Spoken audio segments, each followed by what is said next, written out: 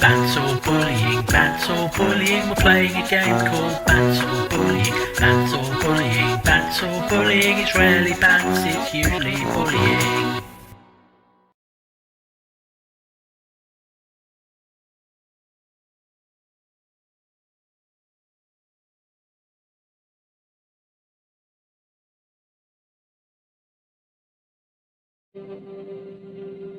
Right.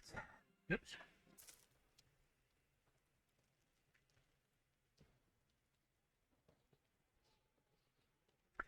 Okay. Okay. So, the corpse is still there. Kuno is still there. Kuno S is still there. I'm kind of tempted, actually, to talk to Kuno. No. No, let's not.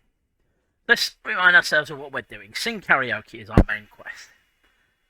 Get hold of sad song on tape, find a boombox, learn the lyrics, and then perform.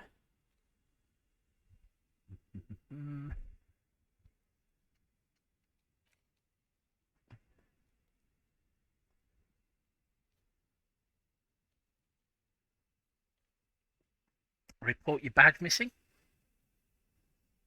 Okay. Because I've lost my badge, I can do that via the audio that Kim Kitsuragi has got access to. Get a reality now down. You have no idea where you are. You know, encourage you to ask others to explain the world to you in greater detail, perhaps by a rich person. Rich people are educated. They also oppress the proletariat. We know that Sylvie, who works in the cafeteria, made the call reporting the murder. Maybe you can find out who it was. It may shed some light on the events. You have no idea where to start. The caller could have been anyone. But I can call Sylvie using Kim's shortwave, so it's another reason to use a shortwave. Pay for damages. I think it's 130 real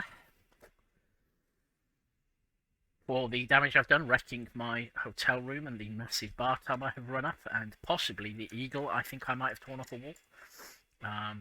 I need to ask my station for additional funds, possibly before reporting my badge missing. Electrochemistry, who is not my friend, wants me to get my hands on some cigarettes and smoke them. Now, here we get into some actual clues. We know that the hanged man, the murder we're supposed to be investigating, had some weird tattoos. We've got a photograph of them thanks to Kim Kitsuragi's little instant camera.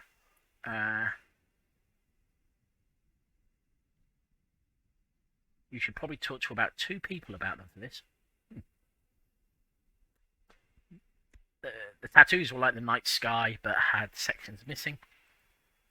The rest of the armour, the hangman's armour, seems to be missing. Find out what happened to it, possibly about asking Kuno what he knows. Oh no. I feel a bit bad about asking Kuno anything since I punched him in the face.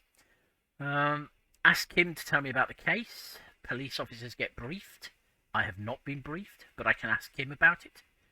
And getting the body down. There was some crying last time about my inability to get the body down. I have completed some quests. I found my other shoe, which I'm very pleased about.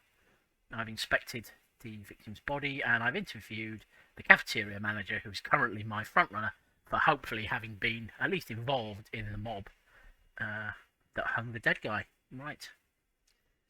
Okay. Let's have a look at this.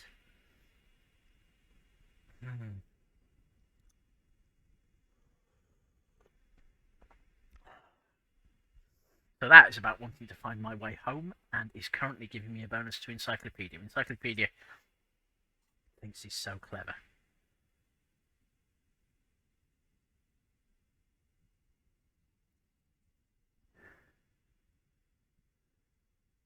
All seems to be fine.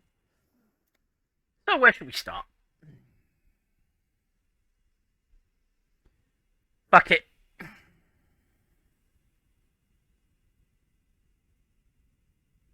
Fuck, does Kuno care? The boy turns to you. He doesn't care. So you respect me now? I want to discuss the body with you again, Kuno. I have more questions about the crime scene. I want to discuss the body with you again, Kuno. The fuck about it? Where's the rest of his armour? That's what I want to know. It's pretty clear that... Actually, where there are contusions all over his body, did you do that? It's interesting. Where's the rest of his armour? Kuno doesn't give a shit about the armor. Okay, helpful. How come? Okay, another question. How come? Kuno's fuck gimp's got one big thing wrong with him. He's a fucking mutant. Okay, this is taking a twist I was not expecting. Look at him. Fucking growth hormone shit. He's a giant. The armor's too big for any man. Kuno doesn't give a shit about that freak armor. Kuno threw that shit away. Oh, okay. Oh, come on. He's just pretending that he doesn't care because he's too small for the armor. Okay, physical instrument. I broadly don't trust any of you people, but let's see. You're just too small for the armor. What do you mean you threw it away? Should I mock the kid? I want to be his friend. No, I don't want to be his friend. I just feel really bad about punching him in the face last time. What do you mean you threw it away? Kuno tried to get the helmet on. It was too big. He performs a kickoff on the imaginary helmet. Kuno kicked that shit in the sea, rugby style. That shit means nothing to Kuno. You're just too small for the armor. You threw it in the sea. You threw it in the sea? Yeah, that shit means nothing to Kuno. Kuno doesn't give a shit about material shit. Kuno's a fucking monk. Okay. I still managed to clean your clock, Sonny. You wanna fuck on someone about that armor? Go fuck the mustached union fuck. The jolly troubadour shit at the gate. Okay. What do you mean, troubadour? Yeah, cock and boot. You know that jolly union cow fucker? Came around talking about cows or some shit. Came around pretending like he cares about cows. Cows. So yeah, he's the one you want to talk to. He's fucking crazy about that armor shit. Coming here pretending like he likes cows. Trying to catch a peep at Kuno's armor. Go to the gate. Ask him yourself. I wonder if he's talking about chaos. Yes, this troubadour has it. You can feel it. Ah, right you are, Inland Empire. You have yet to steer me wrong. Bugger it. Contusions all over his body. Did you do that? Fuck are you talking about? What is this contusion shit? He grabs his head like it's suddenly hurting. I know how he feels. He says you're stupid, Kuno. They want to make you stupid again. Thank you, Kuno S. A contusion is a bruise. I'm talking about the marks your stones left on the corpse. Yes, that's what I'm saying. You're stupid. Uh-huh. I hate words too. Uh-huh. Let's back up. This isn't going anywhere. Let's educate him. Always educate the young. Oh, did Kuno make your shit sniffing harder? Obstruction of shit sniffing. This is Kuno's kingdom. Kuno fucking rules here. Not a brilliant kingdom, I have to say. You hear the lieutenant hum. He's thinking the kid has amassed quite the vocabulary of law enforcement terms, but he's not going to stick his nose into this. Ah, okay. Cheers, Esprit de... Cheers, EDC. Me and my partner are wondering where did you pick up so many police terms? Proceed with the questioning. Me and my partner are wondering where did you pick up so many police terms? Me and my partner are wondering, do you guys puff Peter?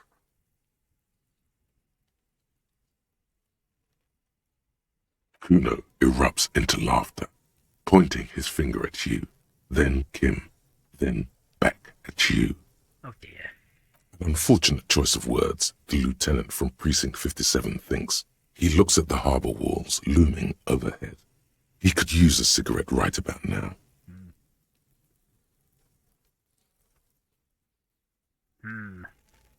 So we're not getting an answer there.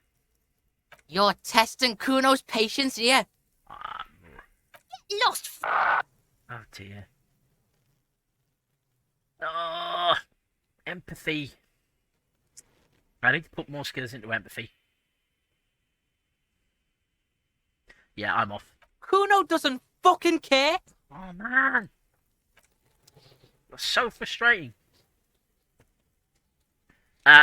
Yes, Clive, I had decided to get punned by a 12-year-old some more. I went through the list of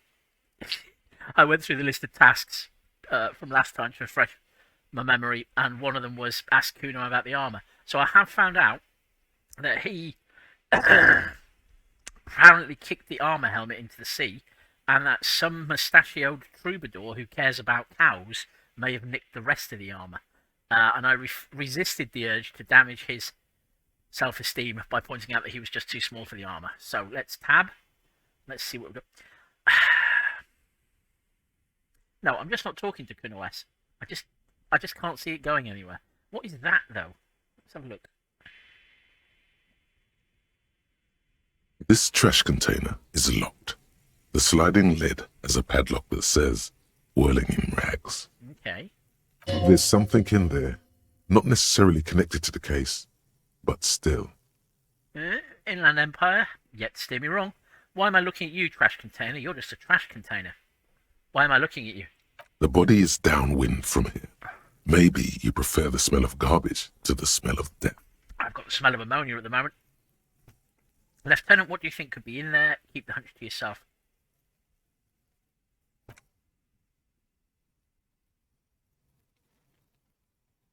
Trash, food waste from the cafeteria. They lock these containers to keep the derelicts from flocking in. Could be evidence too. Yes, I agree. Yes, I feel like there's something in there. Seems like a reasonable assumption. We should open it immediately. I feel like there's something in there. What do you mean, feel? Oh, okay. Maybe that was a mistake. It's extrasensory perception. Whatever is in there holds a special significance. It's just a hunch. Maybe someone threw something in there. Nothing. Okay. Oh, I tried activating Twitch integration and was utterly defeated by the technical challenge that represented. So tonight it's going to be a case of saying one or two. So, one or two. Which do I do? Do I admit to having extrasensory perception or say it's just a hunch? I'm gravitating towards it's just a hunch.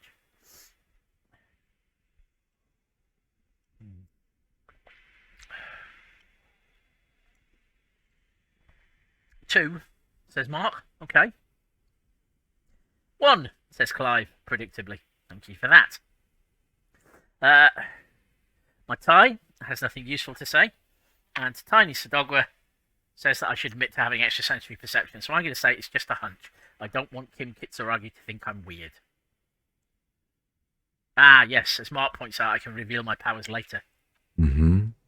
He leans in to inspect the lock. How do we get the lock open? I understand bobby pins, hair grips, and a screwdriver is the way forward. We could try using a pry bar. There's one in my motor carriage, or... Or, Lieutenant? No or, pry bar. I've had a tooltip about pry bars, but no, he might have some other suggestion, although I do want a pry bar, assuming a pry bar is the same as a crowbar. Or we could ask for a key from the manager of the Whirling in Rags. He probably has one. Yeah, okay, that seems quite a mundane thing to do. I need to pop back in there anyway. The suggestion, I remembered... he's watching you talk to the trash canister and you're worried about him thinking he's weird, says Clive. Well, you know, I don't want to play all my cards straight out. I need to head back inside at some point anyway because I want to have a brief word now with that dock worker.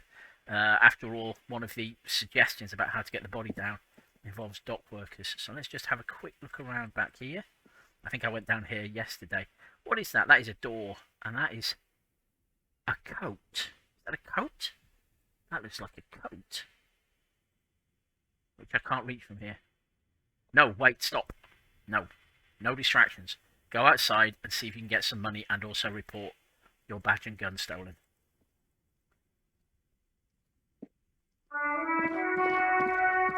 I'm hoping, by the way, that the audio was a little clearer than it was on my last stream. Fingers crossed. The game audio, I mean. I turned off the filters that I put on my desktop. Oh, there's a person I haven't... No, stop it. Okay. Okay, here we go. Before you stands a motor carriage. The bodywork is covered in blue and white livery, bearing the number 57. Okay. Vapor emanates from the large engine on the back of the vehicle. It hasn't had time to cool off yet. In the cabin, you are welcomed by a set of steering levers, a radio microphone on a hook, a pull-out toolbox under the seat, and the soft glow of the fuel preheater gauge. Yeah, I think what I'd done is I'd accidentally applied the noise filter and noise suppression to my to my desktop audio, and so it was cutting out the music and some of the audio as background noise. I don't know. We'll see how it goes tonight. I don't get audio. It is my bane. Anyway, here we are. We've got the car open. Pick up the radio. Pull the pull-out toolbox. Run your fingers over one of the steering levers. Tap on the fuel preheater gauge. Kim, what are we looking at? What is this machine? That might give away the fact that I'm suffering from amnesia at the moment, so I'm going to skip that one. He says he's got a pry bar, so to start with, I'm going to cheer myself up by pulling out the pull-out toolbox. A metallic drawer slides out from under the seat and clicks into place. The tools inside are neatly organized. I would expect nothing less from Kim Kitsuragi. Take what you need, officer. It's going to be a long case. I'm not protective of my tools, like some men are. He's clearly a little protective of his tools. But what can you do? Work is work. Right, I definitely want the red tip pry bar. The pry bar feels nice and cold in your hand. Heavier than you'd think. Nice. Cold and heavy. Like truth. You feel like you're reunited with truth once more. You are weird, physical instrument. Useful for opening all sorts of doors and lids. Mark suggests that I steal all of Kim Kitsuragi's tools, and I have to say that as a veteran player of computer games, I am very tempted to steal everything, and I'm only disappointed that I can't also steal the pull-out toolbox. So, the rubber-handled chain cutters are bound to come in useful. The handles are long and sleek. Snap, snap, go the cutters in your hand. Wait, who's interfacing? I don't think I've encountered interfacing before.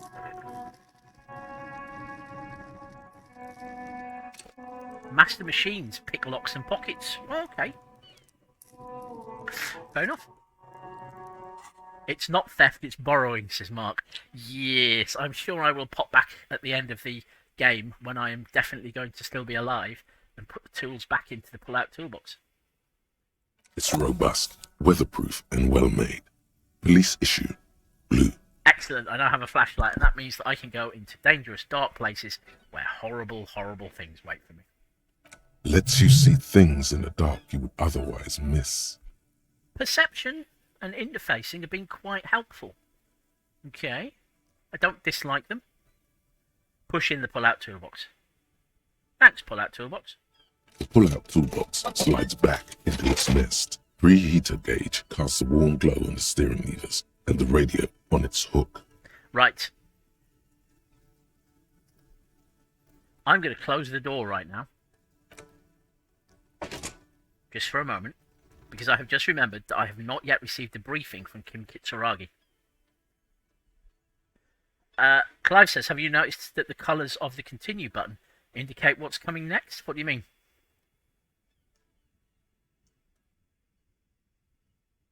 Yes? Okay, tell me about the case. I think you should know that I can't remember anything. Oh, a bit early for that. I want to talk about you. A bit early for that. You seem to be following me. Tell me about the case, Kim Kitsuragi. What do you want to know? What do I want to know?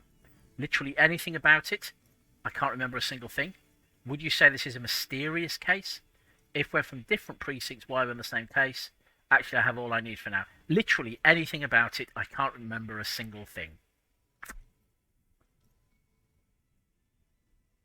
Go on.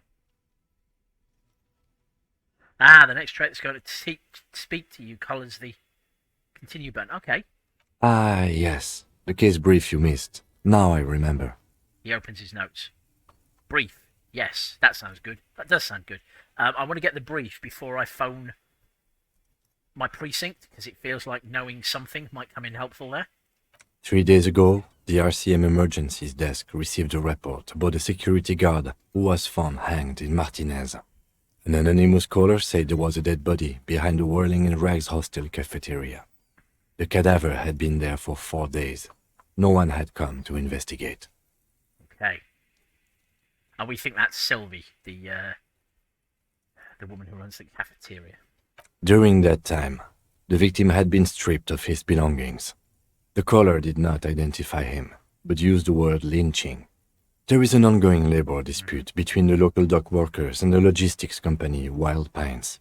I was told we should approach the death as part of this dispute. Ah, right, of course. Yes, it's not a dock worker who's inside the cafeteria. It's somebody from the Wild Pines Logistic Company. I should remember that. Wait, does the briefing say who the victim was? Why didn't we know anything about the caller? I'm more interested in the victim right now. Wait, does the briefing say who the victim was? A security guard or worker of some sort, hired by Wild Pines. This was just hearsay from Martinez, of course. We need to find out the truth. Why didn't we know anything about the caller? They didn't identify themselves in any way. The tone was muffled using a device of some sort. The desk could identify neither the caller's age nor sex. Why hide themselves? There's a strong prejudice against involving the RCM in what's seen as union matters. The dock workers' union is the de facto police in Martinez. Now it appears they've started executing too. We cannot allow that. What's that you say? You think the union is being shorthand for some sort of organised crime racket? It's very prejudicial of you, Ty.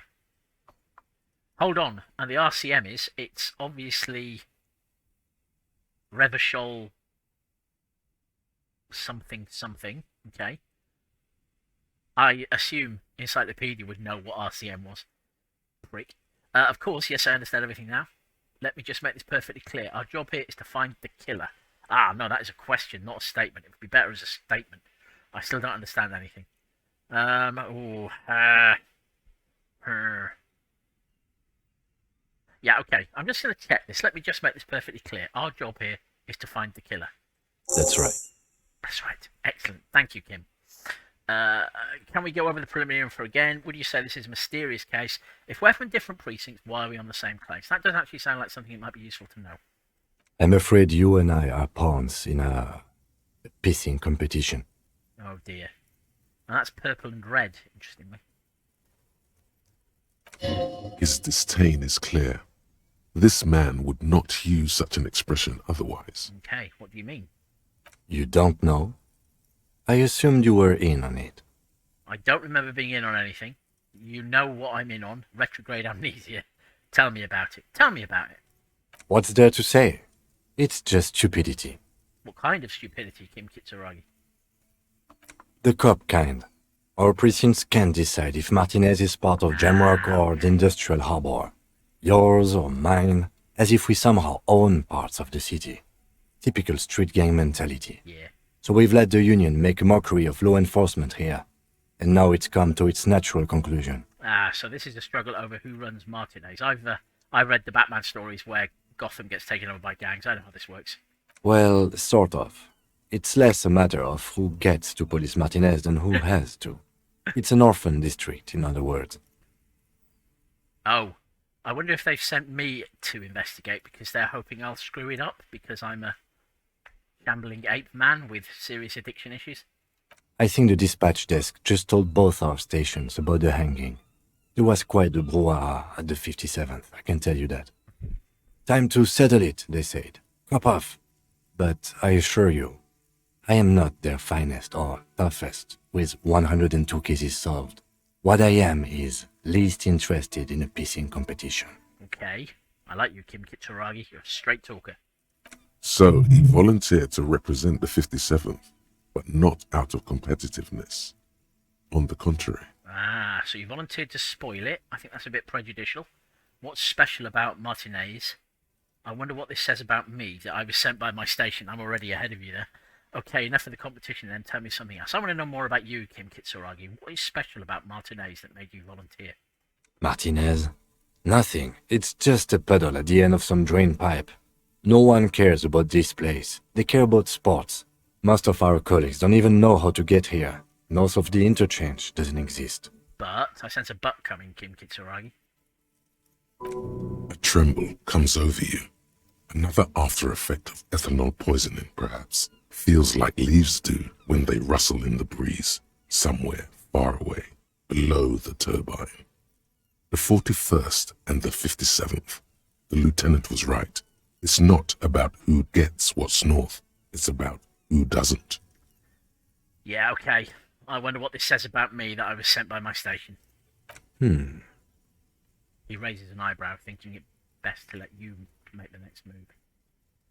There can only be one conclusion. I'm the finest, a case-solving machine sent out to outperform you in every way imaginable. I must be an augury, an apocalyptic omen sent by my people. Can you guess my message? Aha. Bit John Hainesy. Don't be scared, but I think I might have supernatural abilities. It is too early. I probably have an unbelievable kill count. I'm going to leave why I was sent unspecified.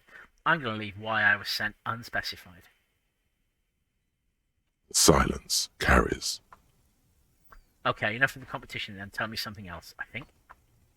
Yes, it's a wholly pointless matter. Forget I ever mentioned it. He's actually glad it's addressed now. Oh, okay. Tell me about the case again. Logic, I have no chance of making that. Why did the 41st send me? I think you should know that I can't remember anything. I wanted to talk about you. Actually, maybe now is the time to engage with Kim Kitsuragi. Me? Yes, you. I don't see how my life is pertinent to the investigation. We'll work better together if we have more rapport. Come on, Lieutenant, open up a little. You're right. What's there to know about a lame Beanaclard? Come on, Lieutenant, open up a bit. We'll work better together if we have more rapport. That's a fair point. Ah. All right, for the good of the investigation, what do you want to know? You're wearing glasses. Seems a bit rude. You don't look like other people around here. Seems a bit, I don't know, rude. Tell me a secret about yourself. We are way too early in our relationship for secrets.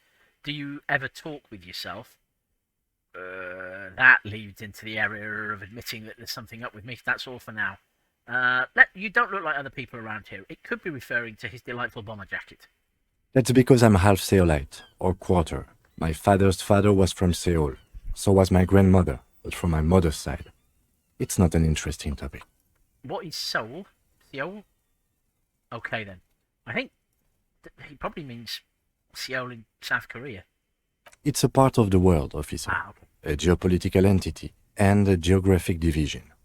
I told you it wouldn't be interesting. Okay, I guess it's not interesting then. You're only making it sound uninteresting. I still want to know about Seoul. I'm not going to push him on that. I don't think it's relevant. Okay, I guess it's not interesting then. I can see you're disappointed. You are right to be. I don't speak a word of Seolite. I've never met either one of my grandparents. I've never been to Seoul. I'm a regular, garden variety ravacholière. He's glad to have shut down your question. You're wearing glasses. Oh, now I remember he feels bad about his short-sightedness or something similar, so I'm not going to poke that. I'm going to ask him for a secret. We could pass this off as some sort of terrible trust-building exercise. It's better than making him fall backwards into my yellow marigold gloves. No.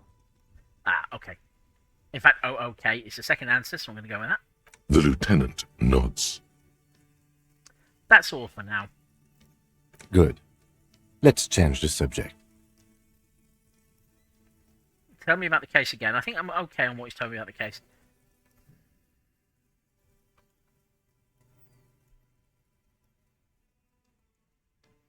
Screw it. What have we got to lose?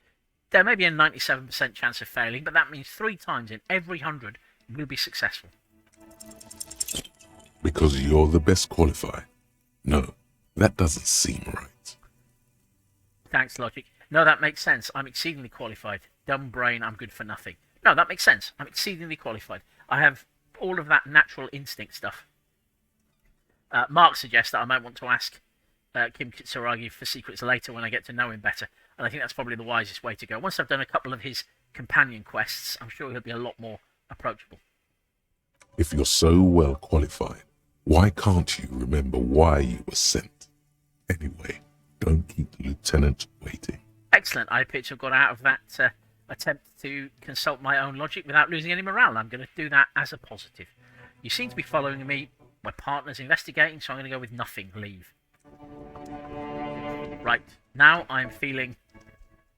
Inside, you see a set of steering levers, a radio microphone, a pull-out toolbox, and the soft glow of the fuel preheater gauge. I'm going to pick up the radio. The frequency tableau lights up, and the green button labeled Prime Line glows like a feline eye. And then you hear something. The soft purr of electrical kittens, radio waves cast far and wide over the metropolis. A woman's voice greets you through the static. This is Precinct 57. Hello, Lieutenant. How may I assist you? Okay. Hello, Alice. Please assist our colleague from the 41st precinct here. I'm putting him on. Okay, come in dispatch, come in dispatch. Come in Delta 10, this is Firewalker, copy. Hi Alice, this is the officer from the 41st precinct speaking. Nice to meet you. I'm not going to be a dick, because obviously, yeah. This Obviously. is Officer Alice Demetri, Precinct 57. How may I assist you? A voice replies on the radio. Could you connect me to the 41st precinct? I have something I need to report. I need you to connect me to a civilian, a Sylvie. She may have reported a murder. Do I want to talk to my precinct first? No, I want to talk to Sylvie and put off reporting the loss of my badge and gun for as long as possible. Of course. What is the number, officer? Kim, didn't Garte give you Sylvie's number? Actually, let's not do that right now. Kim, didn't Garte give you Sylvie's number? Yes, hold on. Her number is 005 1944 298. I wonder if I should write that down. No. Received. Hold on, officer.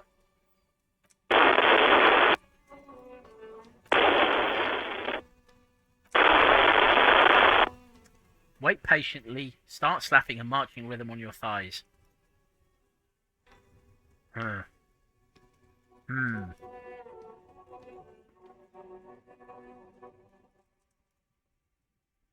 Patiently or marching rhythm, do you think?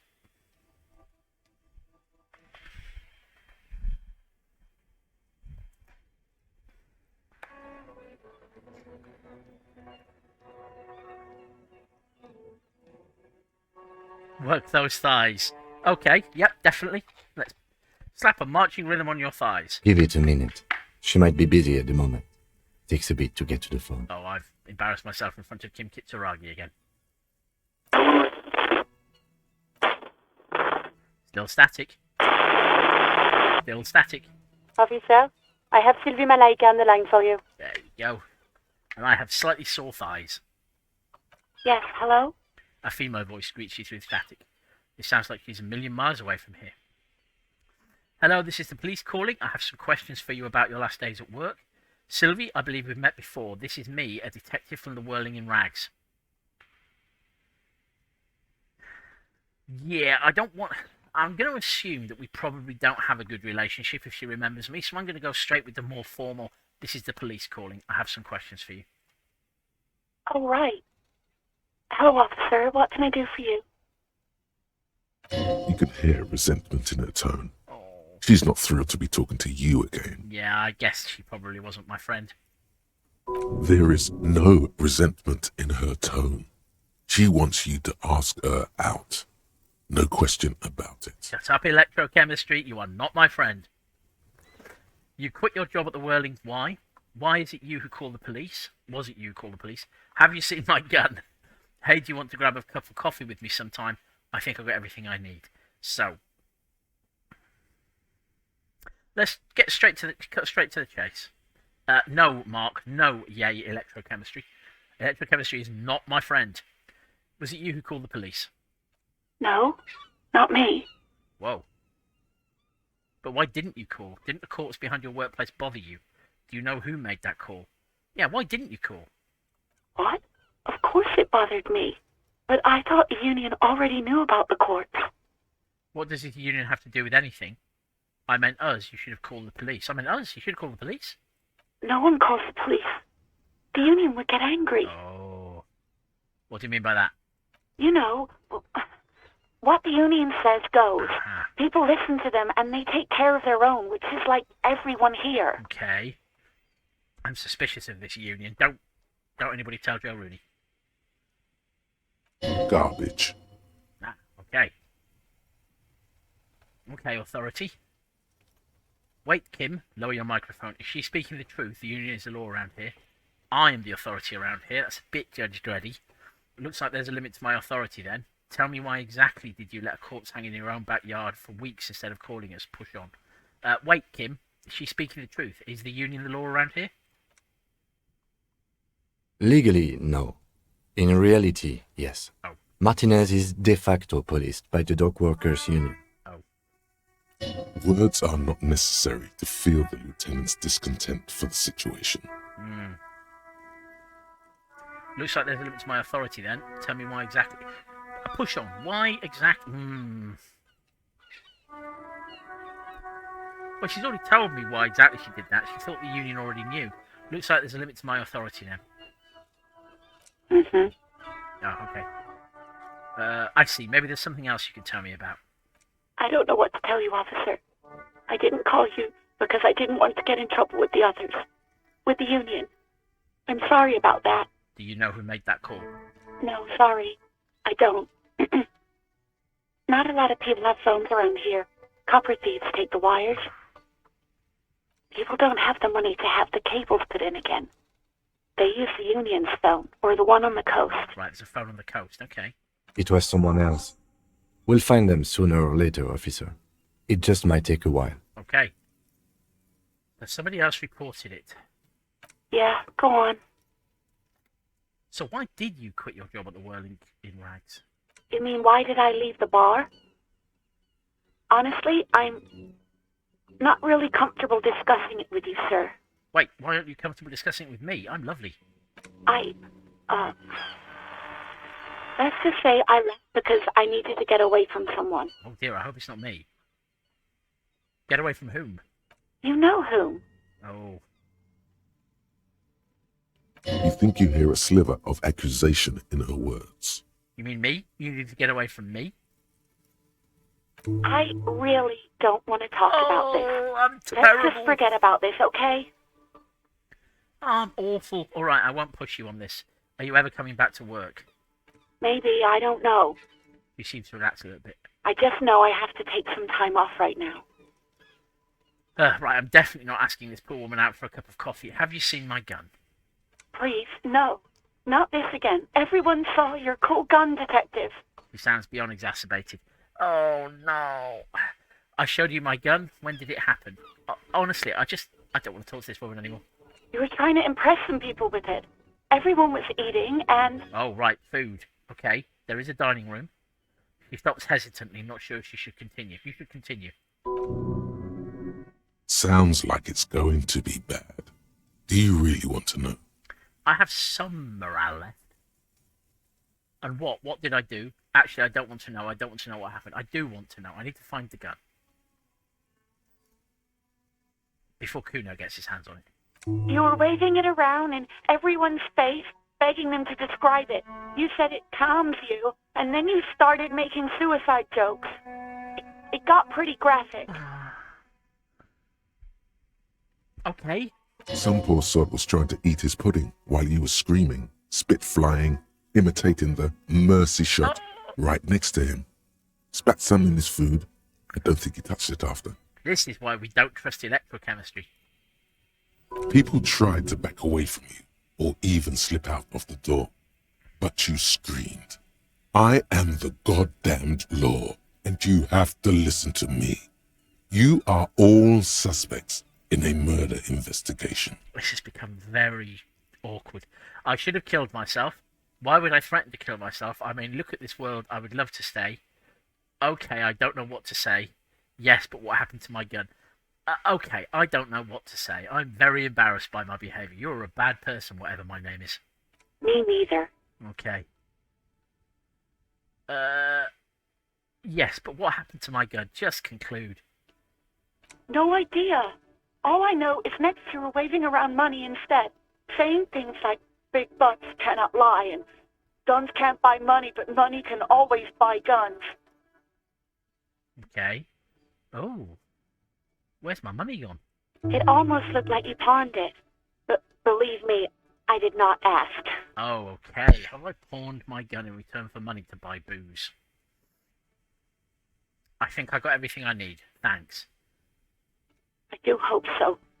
Please, don't call me again. Bye. He's ready to hang up. Empathy. Wait, why does she seem angry with you? I am good at empathy. I understand people. I'm also terrible. So yeah, I want to know why she's angry with me. Perhaps I can make things better with her. Yes, you have obviously done something to upset her at the Whirling in Rags when she was still working there.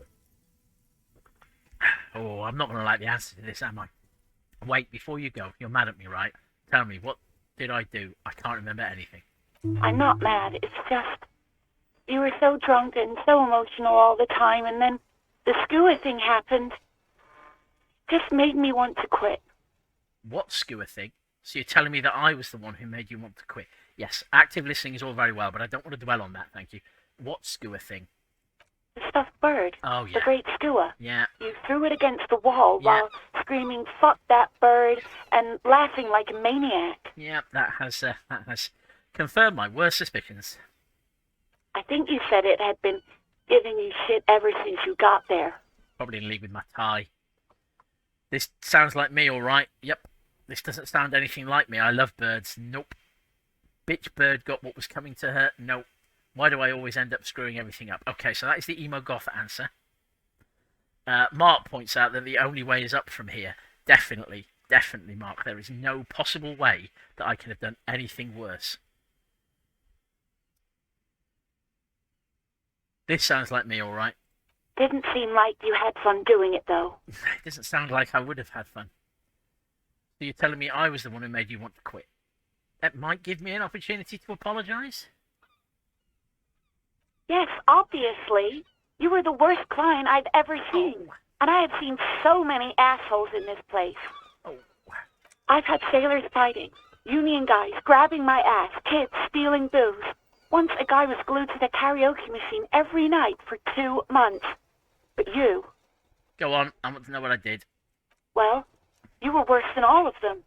Honestly, you were getting borderline aggressive. Oh. Even about little things like not turning down the volume at 3 a.m. I even liked one of those songs you kept listening to on repeat. Oh. No more. I hate it now. Hold on, which song? Okay, that does feel like I'm focusing on the wrong bit, but I do want to know what song I was listening to because of the ruined tape deck. We Go On by the O.O. Ah. I can't listen to it anymore. You've turned it into a parody. Sorry about the song. Right, was that all? Yeah, I'm going to say sorry. Here's a sorry. The hell with that song. Oh. Then there was your room. Your project. An experiment to see how bad it can get in there. Oh. I tried to send the cleaner, but you wouldn't let me. Threatened to make me understand.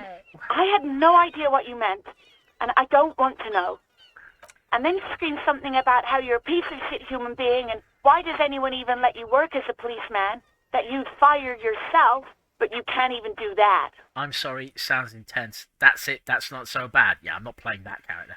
I'm sorry. I'll apologise again. And then I had to deal with your toilet. The one you clogged with police documents, causing water damage downstairs in the kitchen. Well, at least we know what happened to the briefing materials.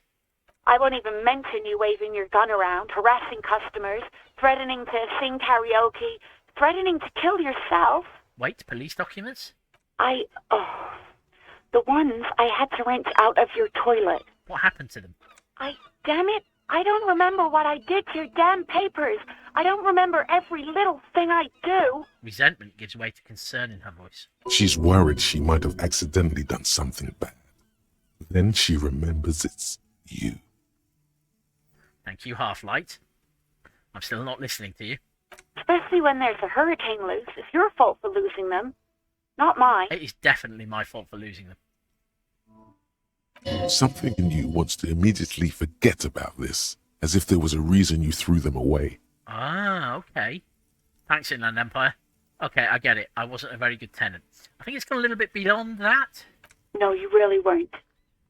Simply the worst. I'm truly sorry for everything, Sylvie. Okay.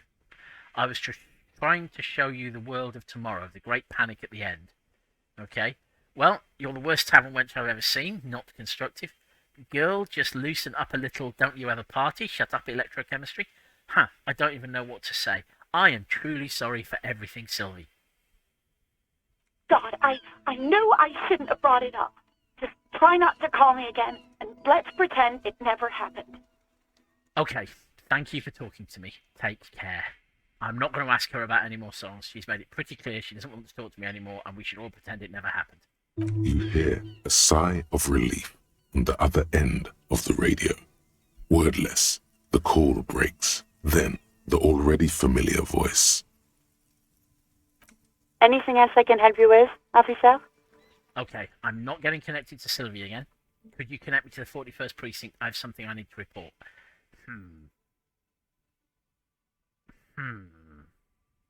Now, part of me is tempted to see if I can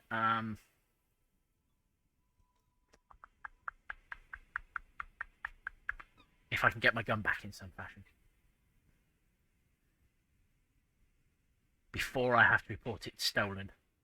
If my hunch that I've stolen it,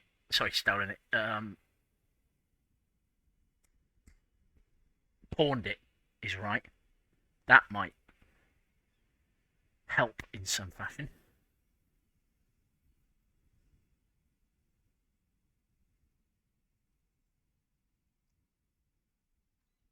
Damn it. Right, I'll be 2 seconds. I'm just going to need to quickly ban a bot out of my chat that I have just noticed. So I'll be back in a second.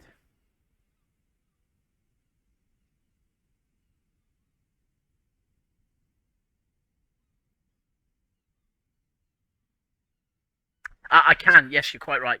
Marcus pointed out that when I'm phoning my... There we go. When I'm phoning the precinct, I can ask them for money, and I do need money, particularly if I'm going to get my gun back from the pawn shop. Okay, connect me to the 41st. I have something I need to report. Thanks, Mark. Just a second, officer. He puts you on hold, the static crackling softly like a bonfire. After a while, you hear an old man greet you from the radio. His rattly voice is oddly familiar. I wonder if this is my heterosexual platonic life partner. From the vision. 10-2, 10-5. This is 41st. Come in. Over. A scrawny old man sits in a dusty cubicle, smoking, with a large white rectangle sewn on his vest. In front of him is a box-shaped apparatus with an array of wires and antennas. The radio switchboard. Here's EDC. 10-4. What's your status? Over. My status, it's not good.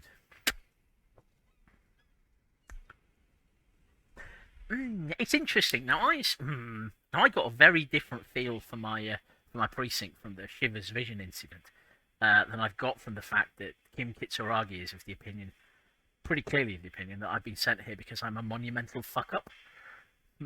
My status, yeah, go on. 10-18. 10-20. Over. Can you repeat that? Please just talk human to me. These numbers mean nothing to me. Please just talk human to me. These numbers mean nothing to me. State your message, sir. Over. I need to report my badge missing. Okay. I'm in dire need of financial assistance. Okay. This might sound odd, but there's personal details I'd like to discuss. I think the important thing to do is get the money up front, because I can't see them wanting to give me money after I do the whole reporting things lost. I can't remember who I am. Business. 10-4, I hear you. I don't have the authority to grant your request, but... Oh, no. Is it him? What does he want? Ah. Different guy. Okay. I think it was Jean-Luc Mar that I saw in the vision. He says he needs money. Okay. Don't give that asshole anything. He's just gonna drink it all. I'm turning over a new leaf. Leave me alone. Right. That's a negative on the additional funds, sir. Over. It is paramount to the investigation that you grant me more money. Please, I'm begging you here. I don't even have a place to sleep tonight. Okay, I heard you. No funds. Right, I'm not going to lie. It isn't actually paramount to the investigation that you grant me more money. Please, I'm begging you here. I don't even have a place to sleep for the night. And we have had an outburst of self-pity when we fucked up shooting the corpse down, but that is definitely the goth email option. Okay, I heard you. No funds. Stoically accepting the fact that I'm going to have to collect a significant number of bottles in a plastic bag. You got any suggestions?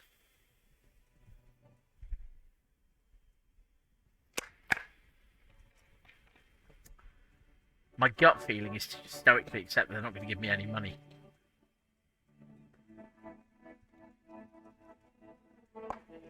But I do need that money. Please, I'm begging you here. I don't even have a place to sleep tonight. There are other ways of getting moolah. This is Mark. Okay. So, okay. I will stoically accept the fact they're not going to give me any money. Anything else, sir? Over. Badge or personal details? Badge. They might let something slip. 10-9, repeat message, over. My badge, I can't find it anywhere. Basically, it's gone. 10-4, message received. This is a very serious situation. I need to 1022 the captain, over. 1022, the captain. This sounds bad. Bad and scary. Like being called to the headmaster's office in school. Yeah, thank you, Half-Light. I got that. Any other good news? He's saying he lost his badge. He what? He lost his badge? Hey, who is this? Say nothing. Say nothing. Keep quiet. Oh. Who lost his badge? Dick fucking Mullen. Who do you think? Yes! I am a complete fuck up, but I know my name. Dick fucking Mullen. Yes! I'm inordinately pleased by that. It's Officer Dick Mullen from the bestseller Dick Mullen and the Lost Identity. He says, fighting off laughter. Dick Mullen is not your name. It's the name of a fictional detective who would not lose his badge. Oh. Thanks, Encyclopedia. You fucking buzzkill. Defend yourself. Immediately. They're laughing at you. Yeah, Authority. You're not really my friend either, are you, Authority? Come on, Operator, tell them to stop. This is serious. Haha, officer has lost his badge. Haha. Like I'm the first cop to ever misplace his badge. Can't we just move on? I want to get it reported and be done with it. Come on, Operator, tell them to stop. This is serious. Haha, officer has lost his badge. Haha, like I'm the first cop to ever misplace his badge. Yeah, I'm feeling a bit wounded by all of this, particularly as I'm very bitter about the fact that I thought I'd guessed my name. He says this has probably happened to other policemen before him and laughs sarcastically.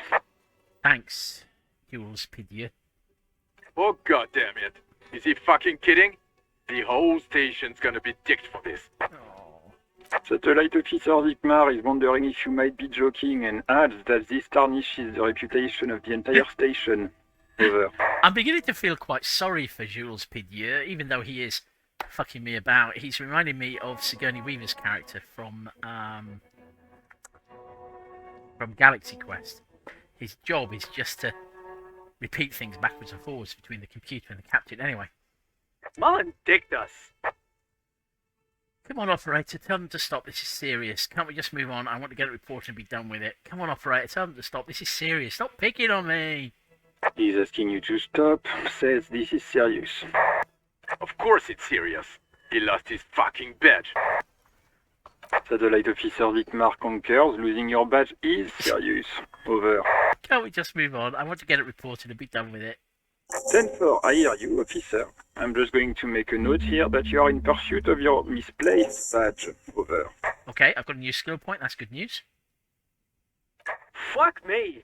Mac, come here. You've got to hear this. Dick Mullen lost his badge. Oh, I really don't want to tell these people I can't remember who I am. What's going on? Super Cop here lost his badge. He lost his what now? Oh. His badge. He lost his goddamn fucking badge. Could you all please stop saying lost his badge for a moment? Enough with this, I have other things to discuss. Could you all please stop saying lost his badge for a moment? He asks you to please stop saying he lost his badge. I'm really enjoying the operator. Why? Did he find it? The room at the other end of the line erupts in volcanic laughter. That is just not funny. Man, I was hoping for a more Brooklyn 9. Sergeant Orson was wondering if you found your badge yet. Over. You don't have a comeback. Sorry. It's hard to think like this. Thanks, reaction speed. He's not replying. Looks like he's still looking for it. You can hear laughter in the background. Enough with this now. I have other things to discuss. 10-9, come again. I didn't get that. Over. The animated conversation in the back is making it difficult for him to hear you. New heights even for Captain Sober. Oh, I don't like you, Chester McLean. Ask him. Ask him if he's lost his gun, too. Oh, fuck you, Matt Dawson. The room roars with laughter. Sergeant Orson wants to know if you lost your gun too. Over. Oh, dear. Oh, fuck. Thank you, Half-Light. So, I could use the power of drama to convince them that I didn't lose my gun, or I could say nothing. I'm going to say nothing, frankly. I don't trust that 17% success chance. And also, I'm trying to be honest. And so lying seems like a bad idea at this point. And also, Mark points out that they are a bunch of arses. And they are a bunch of arses. I owe them nothing. 10-1, you're breaking up. 10-9, repeat please. Over. I'm not going to say anything. 10-9, come in officer. Over. Oh, remain silent with terror. Oh no, and the success chance has gone down because I have not answered them and it's a red check. No, this can only go well. Come in officer. 10-9, repeat message please. Did you misplace your firearm? Over. Okay, a 3% success chance. Given I didn't take it when it was 17%, it seems foolish to try it now. That's affirmative. Over. Put the microphone back in its holder and quit the call.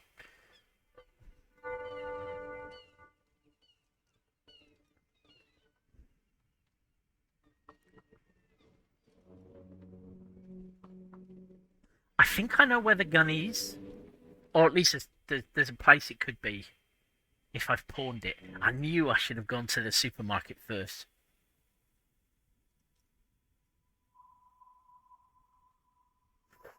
Oh man, this is a tricky one. I'm not sure what to do here. I'm not going to try and convince them that I didn't lose the gun. If I was going to do that, I should have done that first time. That's affirmative. Over. Ah, do I admit it? It's the honest thing to do. They clearly already don't like me.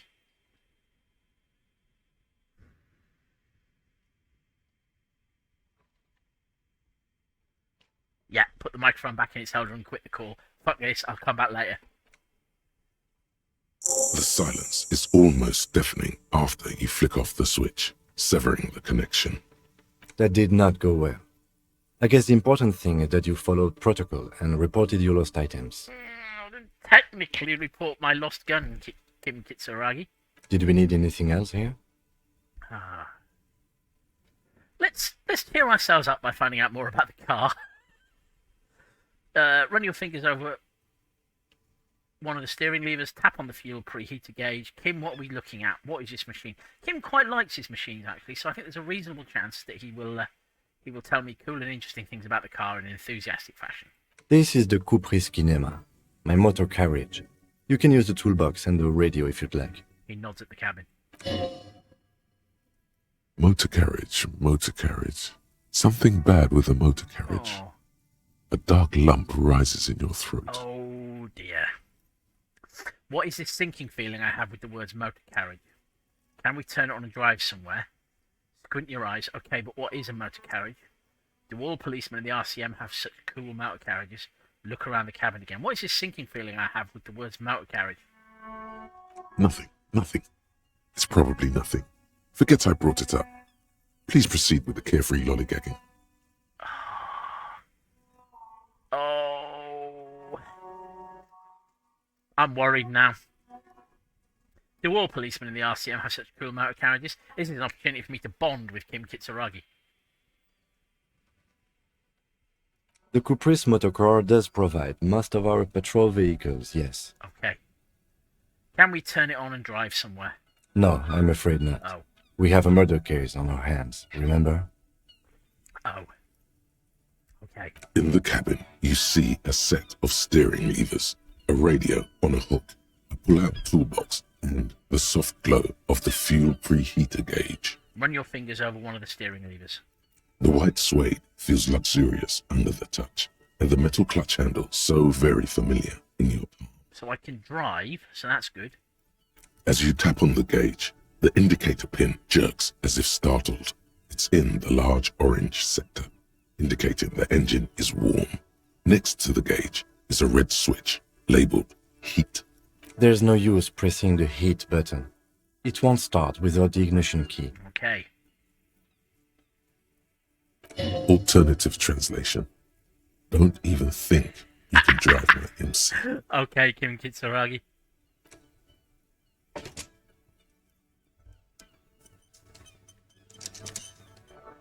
Hey, so we've been monitoring you internally, and now we know your Copo type. Wait, what? What? Wait, there are copper types? Okay, what am I? Discard thought. Wait, there are Copo types? Yes. Guess what's yours? Oh. Okay, cool cop? I am not a cool cop. Some kind of weapon cop? I am not a weapon cop. Sorry cop? I'm sorry, I'm not sure. I'm sorry you had to monitor me. A bit too gloomy and self-deprecating. Sorry cop? I'm sorry, I'm not sure. Yes, sorry cop. The cop who's sorriest. Let's make it official then, shall we? Oh. Huge lack of enthusiasm going on in here. Empathy is not enthusiastic about my being a sorry cop. Okay, but what are the other copper types? Won't the other copper types be jealous? I'm sorry, opt in. You know, actually, I'm not sorry. I changed my mind. Fucking they should be sorry. Okay, but what are the other coppo types? I don't want to jump straight into being a sorry cop, although I sense 5 minutes from now, Raph waving at me and telling me I'm definitely being a sorry cop. Oh, you know, Apocalypse, Superstellar, the Advanced Interesting Cop, Liquid Shadow Cop. But you're too sorry to say those things. So, here we go. Won't the other copper types be jealous? What? Jealous of the sorry cop? I think they'll be fine. Don't worry. I don't like you suggestion. They'll be super fine. It'll be totally okay. You can dual Copo type from sorry to anything. Oh, well, that's cheered me up. I'm sorry. Opt in. Of course you are. It's okay. See if you can get something out of this, like info. Or maybe every time you say you're sorry, you get $1 million. You are taking the piss out of me suggestion, aren't you? But I've got another thought. Rigorous self-critique. Temporary research bonus. -1 authority. Embarrassment to the party. 6 hours. Research time. You're one sorry piece of shit. A cop penitent, a flagellant cop monk. This is not the right line of work for you. You should be grovelling at the feet of a feudal lord, providing lurid evidence against yourself at a Mazovian show trial, or ripping the flesh from your back with a cat o' nine tails. Whatever made you this way, you can be damn sure it was your own fault. Do it. Really criticize yourself. Who knows? You might uncover something of importance from your guilt-ridden past. Yep. Oh, I wonder what that's about. Some sort of crackling lightning to there. Okay.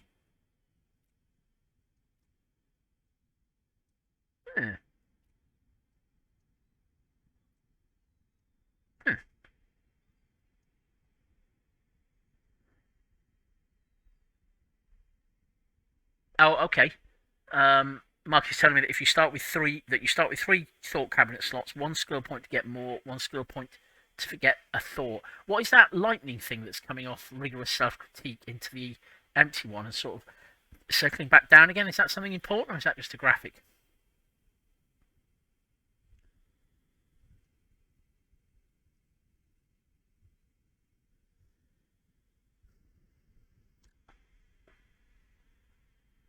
I think it's just cool. Okay, cool. Right, now I do actually have an experience point with which to level a skill up. But what I'm going to quickly do is I remember that the map tells me skill challenges that I have failed. Okay, the broken window is visual calculus, as is footprints in the dust. Empathy with Kuno. Encyclopedia. Fuck you, Encyclopedia. Kim Kitsuragi's Logic Formidable challenge. Electrochemistry impossible. Physical instrument challenging. Okay, so let's have a look. Okay, I think...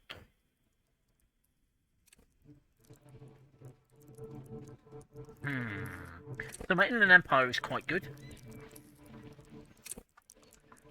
Tool for dreamers, paranatural investigators, mental creators. Inland Empire is the unfiltered wellspring of imagination, emotion, and foreboding. It enables you to grope your way through invisible dimensions of reality, gaining insight into that which sight can't see. What's really going? What do these enigmatic riddles mean for the world fate? At high levels, Inland Empire animates the inanimate. You'll have conversations with your clothing, conversations that may change the course of the investigation, if you're not thrown in the loony bin first. With low Inland Empire, however, you'll be void of imagination and character, and then how will you shape the cosmos? My Inland Empire is pretty good at the minute, so I'm not going to worry about that one. Now, I have got some good advice so far from EDC. Cool for cops, cop aficionados, and pretend cops like me. EDC is the very spirit of policing, the copgeist.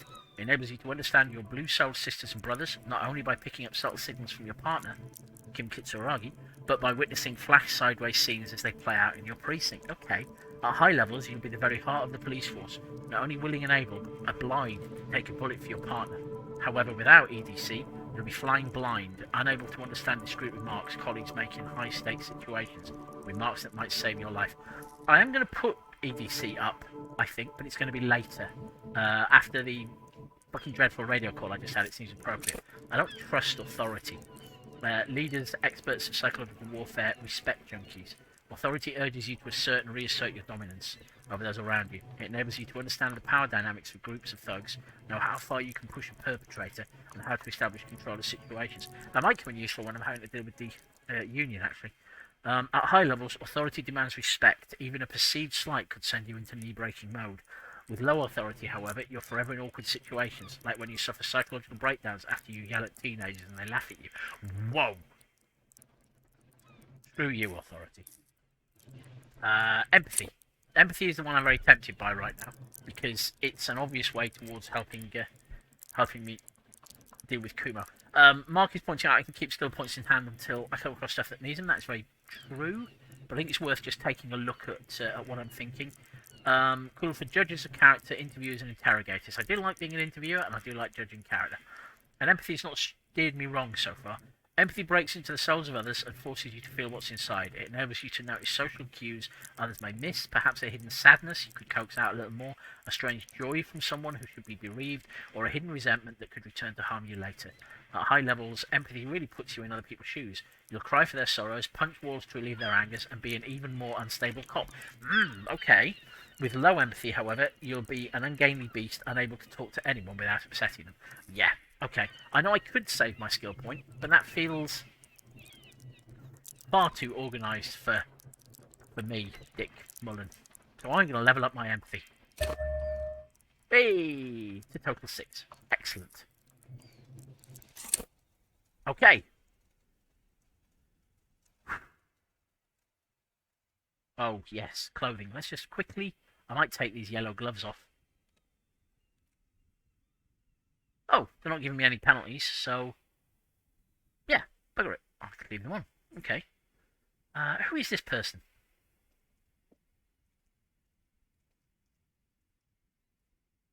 I am a gander and a hunter and a gatherer.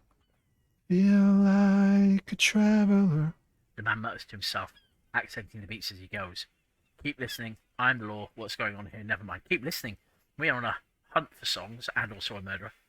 From another planet. Hey there.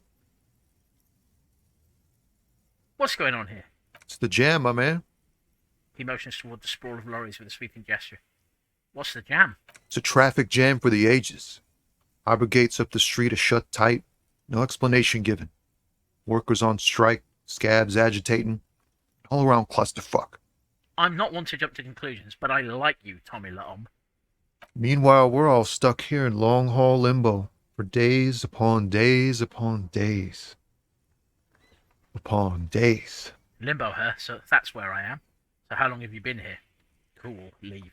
Limbo her, so that's where I am. Yeah, exactly. So how long have you been here? Feels like forever. Like I was Yeah. born on this here roundabout and this was all I ever knew. Just me and the metal and the tires, the oil and the fumes of mazout. Extravagantly phrased, but I can roll with it. I don't quite understand what you said. Could you say it again, only a little less plodding? Wow. Extravagantly phrased, but I can roll with it. Yeah, imagine. It's been a whole week already. He snickers. Behind the laugh, however, a touch of sorrow. Damn it, I want to help him. So tell me, what do you need? Got any smokes on you? Shut up, electrochemistry. Care to spare some change for a working stiff? Meh. Tell me more about this strike. Know anything about the dead man, the one hanging behind the hostel there? What are you hauling anyway? I'm good for now, good to talk. Know anything about the dead man? He ain't one of us drivers. I know that. All accounted for. Otherwise, I haven't really asked about that. Been wasting time right here. Keep him busy. Busy? With what? Alright, never mind then. Busy with what? Analyzing the fundamental structural and psychological conditions of being stranded in the midst of a sea of motor lorries and their sad, despondent chauffeurs. Wait, what? And your conclusion? And your conclusion? A sense of surprise there ain't more bodies hanging from more trees. Tell me more about this strike. It's like whatever's going on over at the docks. Workers got a blockade set up, making demands, no way in or out. What's the union demanding? Anything else I should know? What's the union demanding? Some pretty wild stuff, I hear. Like a giant new power crane in half the company? Forget what exactly. Good on them, I guess. I've heard talk there's a company rep in town, too. Like a strike negotiator type. They'd know what's up. Precise demands and so on. I wonder if that's the fella in the cafeteria. Ah, yes, from the Wild Pines. We'll meet her soon enough, I'm okay, sure. maybe not then. What do you think the company wants? They want to keep that money flowing in, my man. Ching. Anything else I should know? Anything else? Yeah, this ain't really my area of expertise. I just do my job and get paid. I have things to do and places to be. All of us do. All of who? Us lorry drivers. Camioners. You still hang around here waiting for this mess to end. Most have scurried off somewhere to get drunk or high. Or laid. Not that I blame them, really. Not you? Not my thing. Chasing transient pleasures is a drag these days. I prefer the examined life now. Thinking, reflecting, observing. See you in a bit, Mark. He glances down the road toward the horizon, a glint of something in his eyes. What's better than chasing transient pleasures? The more transient, the better. When one's ended, you can get onto the next one. Shut up, electrochemistry. What are you hauling anyway? Oh, high-grade narcotics, illegal firearms, stuff like that. Time to arrest him. You're under arrest. Wicked, I've always wanted a friend in the underworld. Okay, and what are you actually hauling? Authority, I'm not arresting him. I've always wanted a friend in the underworld. Okay, and what are you actually hauling? Can't even get a few jokes past you, my man. I've got another haul of found cargo. Mostly sporting goods, tracksuits, and that kind of thing. They usually get shipped to Grad and the Occident. Though we've been making headway in the Il Moran market lately. So nothing illegal then. That's your machine behind you. Could I get one of those found tracksuits you're hauling? Right, I had another question.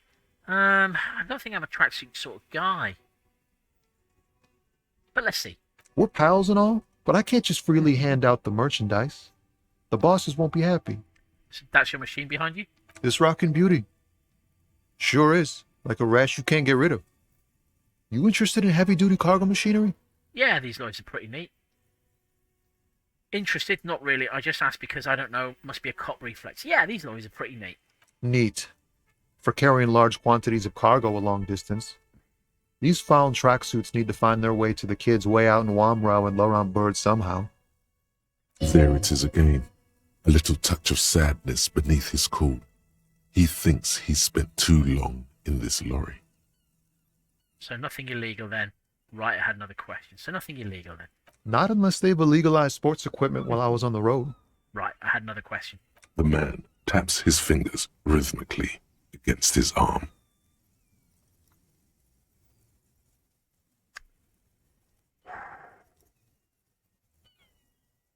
Okay, I've just increased my empathy, so I'm going to give it a go.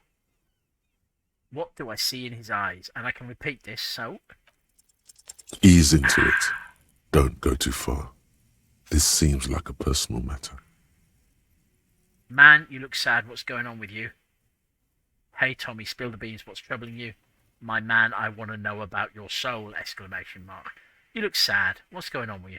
I'm okay, man. Just the jams got me down. The fumes, the chemical rainbows, the tarpaulin stretched on the frames and the dull engines off. The man receded into his daze of words. Maybe the full-on, direct approach wasn't correct. Damn. It's tricky business looking into someone's eyes and not doing it wrong. I'll be back once my empathy's increased. Don't be a stranger. He gives a salute with 2 fingers. Damn! I want to find out what's wrong with him and then help him whether he likes it or not. Right, I'm assuming that is just going to be a description of some cargo. Goods from the lorry haphazardly litter the surroundings. Closed for winter. Please use main entrance. Here's another potential witness. Oh, a bin. Right, let's have a look at the magazines first. A Populaire Musique mag. Jump Jams. A glossy magazine. Most able-bodied men. This issue hosts a top 10 list.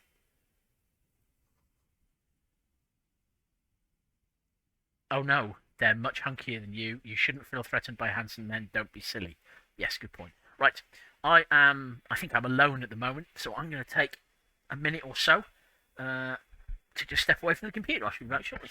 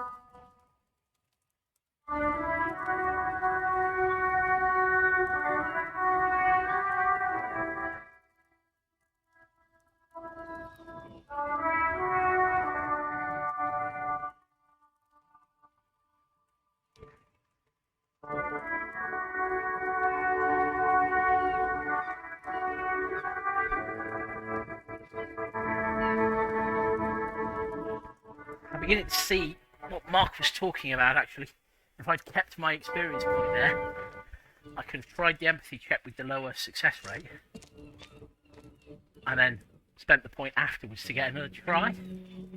It's a bit metagamey, but fuck this guy. Welcome to Ivashol. Announces the rotund man. The remark isn't addressed to you, it's addressed to the lieutenant. Racist lorry driver, I feel it's foreshadowing. Why are you addressing my partner like that? Hey, I know Revachol, that's where we are. Never mind, let's keep moving. Why are you addressing my partner like that, mate? Don't you welcome to Revachol me. My grandfather came here from a 3,000-year-old racist isolationist culture, while your ancestors came to this island a mere 300 years ago. Yeah, you tell him, King Kitsuragi. Every school of thought and government has failed in the city, but I love it nonetheless. It belongs to me as much as it belongs to you. You tell him what's happening. You sound angry, Kit. Say nothing. Ooh, tricky. I want to be supportive. Perhaps I should do that by saying nothing. You tell him. It's men like you who keep Revachol divided, making it that much harder for everyone to climb out of this post-war limbo. So we are in a limbo. Okay, I don't want to have to deal with this. I feel like butting in might be a mistake, but I don't want to walk off just now, so... Oh, come on, man. I just said welcome to Ivashol. It's a lorry driver thing. I know exactly what you meant. You think my kind doesn't belong here, that I should watch myself and behave. But you see, I'm an officer of the RCM. It's actually my job to make sure you behave. I would advise you to remember that. Yeah, you tell him, Kim Kitsuragi. Silence. The air between them becomes tense. Oh, I'm about to make everything worse, aren't I? Your partner needs backup. Now's your moment to shine.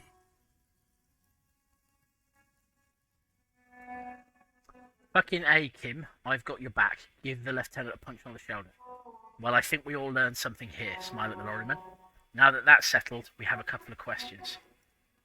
Fucking A, Kim, I've got your back. You two make a cute couple. You know that. But I don't like you.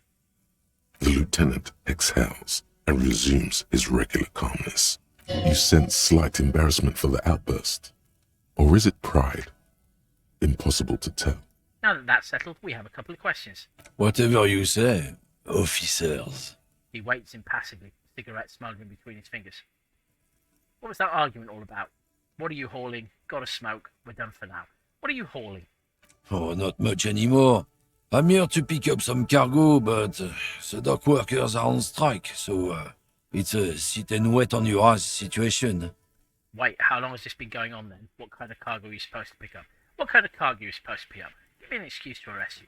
Apples? Apples. Oh, apples. Fair enough. I got some other questions. Apples? Yeah, apples. I take it you had other questions? He's given you the runaround. Let's be honest. You were bested.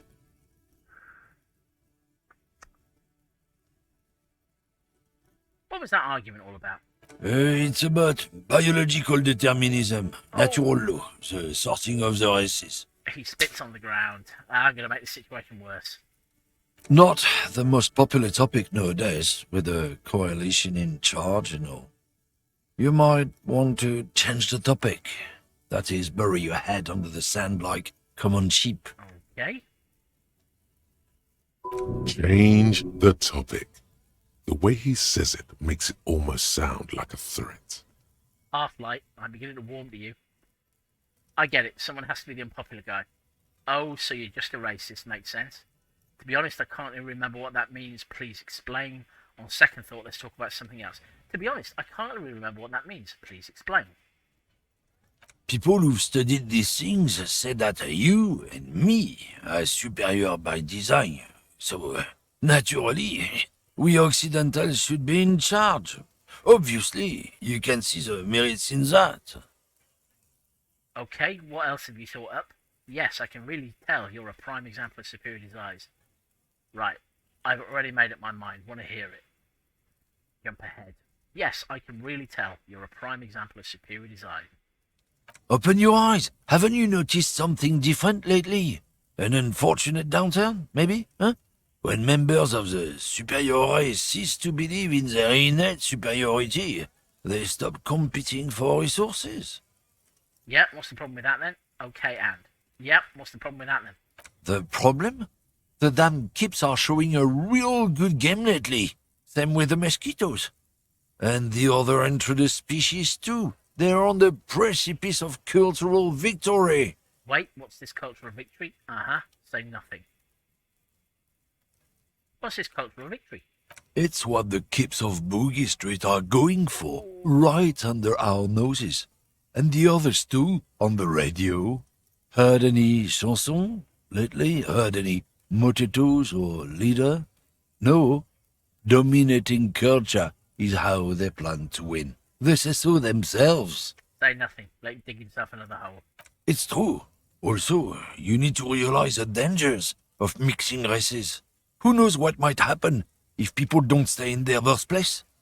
You might end up with a new sub-race, with unknown characteristics, leading to extra competition.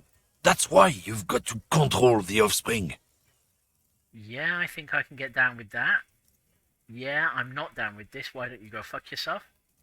Okay, sure, whatever. I'd really like to talk about something else. Yeah, I'm not down with this. Why don't you go fuck yourself? Don't push your luck, Runt. The man gives you a disgusted look, then turns his attention elsewhere, ignoring your presence. Prick. Don't make yourself too comfortable. Okay, what is this up here?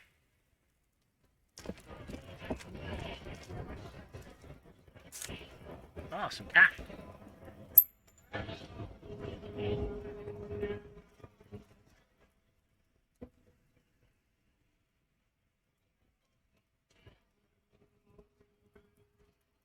I am going to leave. I'm not in the mood for a confrontation with Dockers right now.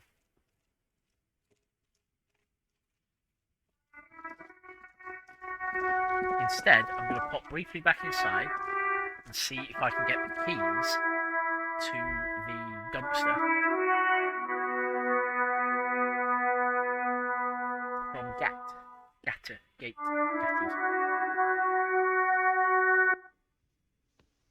Okay.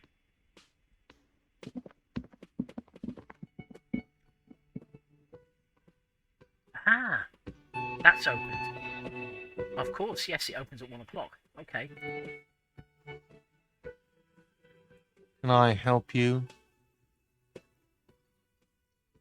Is the trash container out back yours? Mine? No, it belongs to the Whirling in Rags. Yeah, Dick. Thank you for clearing that up. Why do you keep the container locked? Why? To keep the hobos and drunks out. That's why. And the neighbors too. They put their trash there and they don't pay for the garbage company. Ugh, you're terrible. I thought as much. And are you the only party with access to the trash container? Well, yes. Us and the garbage disposal company. It seems a little callous, doesn't it? Something stirs in you. I wonder what this feeling is. No, it doesn't. Nothing stirs in me. And it isn't callous, it's just common sense. I wonder what this feeling is. Prod at him and find out. Doesn't it seem callous to you, guarding even your leftovers from the pool? We need those keys. I don't like this guy, and also it is a bit callous to guard your fucking leftovers from the pool. Callous? What are you? Kras Mazov? Almost all establishments in Revachol keep their trash locked. The Whirling in Rags is not special in that regard. We need those keys. What do you need them for? It concerns the case. Please cooperate. Just bring them back once you're done, please. So about the Maneo, I've seen something here at the Whirling Gut I need to talk about. By the way, I'm going to sing karaoke here. I've seen something here at the Whirling Gutter. I need to talk about it. What thing? I saw a sign that said the mess hall is reserved for the Union. That is true. Yes, not the whole damn Union, thank God. Just the nastiest and loudest faction. So the mess hall at the cafeteria, out the back of which a guy was lynched. A security guard was lynched. He tosses his head in disdain. They come here in the evenings. Dumb, unruly types. Think they're big shit. But they're good customers. They place big orders and always pay on time. Way to be passive-aggressive, Garter. He hates the Union, but grudgingly recognizes its power over him. So he's directing his frustration at you instead. Retaliate. It's a shame you've got to suck up to the unit and stay afloat. Let it go, you're above gratuitous baiting. I don't like this guy. So I'm gonna bait him. I don't. I'm simply providing a service, or really facilitating the offering of services to paying customers, and it doesn't matter. I don't have to explain myself to you. Yeah, you do, I'm a cop. We should find out who this Lord faction is, occupying the booth. Loudness means talkative, and we need info. The lieutenant gives you a meaningful nod. We don't. We have to wait. They'll show up sooner or later. Men get hungry, even striking men. If not today, then they'll be here tomorrow. There. What?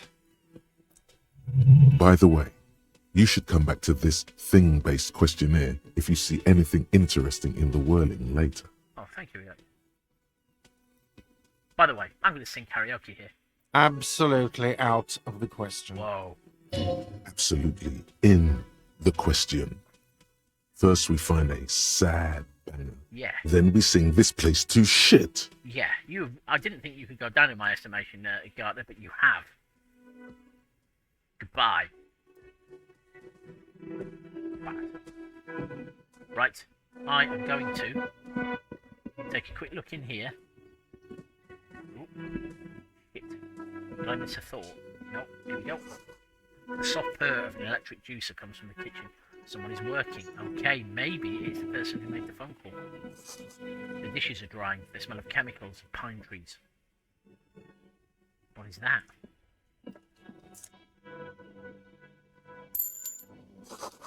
An aroma of spices, alcohol, and tomato hangs in the air. I feel I should probably stop just going through random containers and taking the money out of them. I'm not a murder hobo. I'm a cop. I'm not a hobo cop. Anyway, let's talk to the cook. A thin man is smoking below an exhaust hood, occasionally sipping from his mug. This must be the Whirling's cook. As you step in, he nods toward the table and says something in a completely foreign language. The only words you can make out are Garancy and Quebec. Garancy Quebec. It must be his name. Garancy. Garancy Quebec. Sounds representative. Okay, cheers, logic. I'm ignoring the fact that you are clearly a failure. Garancy, I have some questions to ask. Mr. Quebec, I'm here on official police business. Hello, sir, got time for a few questions. Hello, sir, got time for a few questions. The man puts his cup down and replies something, his left hand drawing arcs in the air. You've got some impressive pots there. I don't think I need anything else. Stay masculine. Okay. You've got some impressive pots there. He smiles and bangs his ladle against each of his pots in turn. I don't think I need anything else. Stay masculine.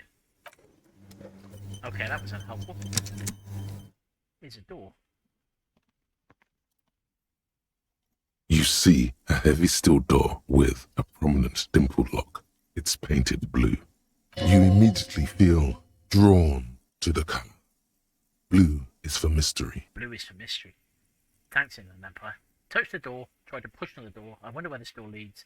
I'll be back, door. Mark my words. I wonder where this door leads. You do? It's a door in the back of the kitchen. Why do you care where it leads? I'm drawn to its cobalt blue. It's part of the whirling in rags. There's something about this place that makes me want to know. Out of duty, we may find something pertinent to the investigation. You're right, it's not important. Out of duty, we may find something pertinent to the investigation. Yes. I suppose it's worth seeing if we can get in. Just to be thorough. As a side investigation. Yes, a mini side investigation.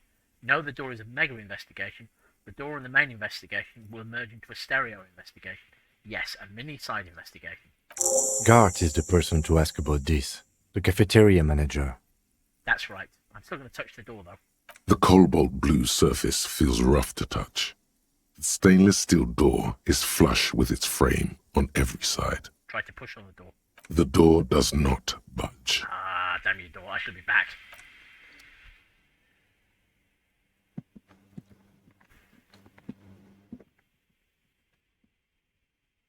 Let's see if they'll give me the key to the door.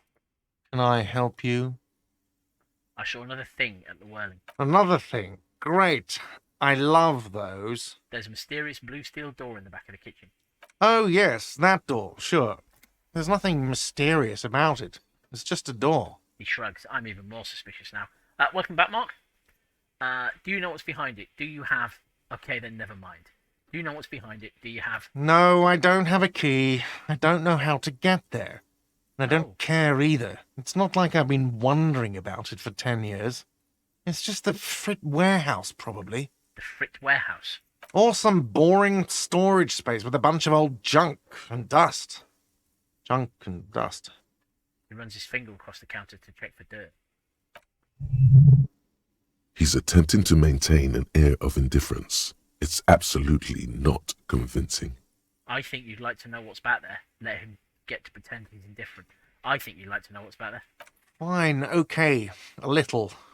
But my job doesn't leave me time for wondering about one locked door in one of the cafeterias I manage. Really? Oh, well, actually, that's probably what I'm here for. So, I haven't opened it. I have cleaned the whole place 100 times over, though, after the animals.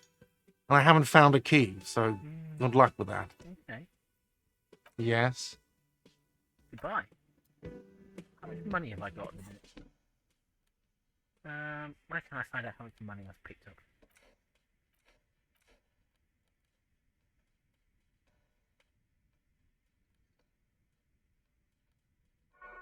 Oh, right, okay.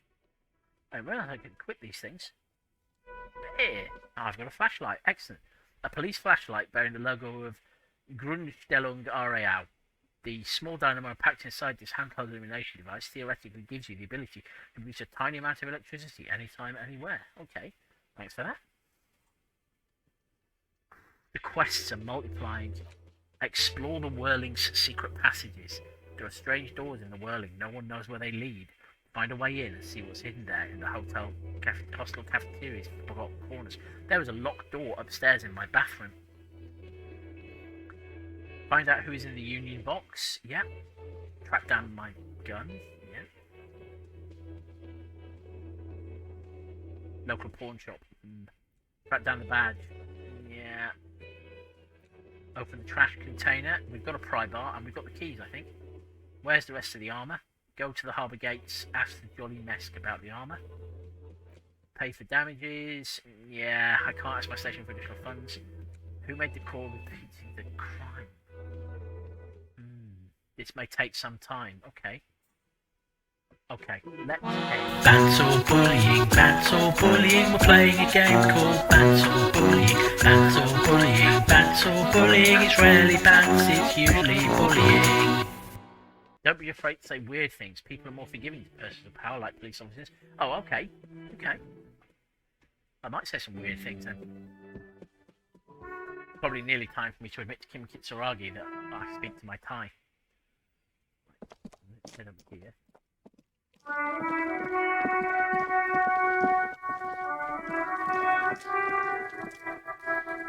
Get this open.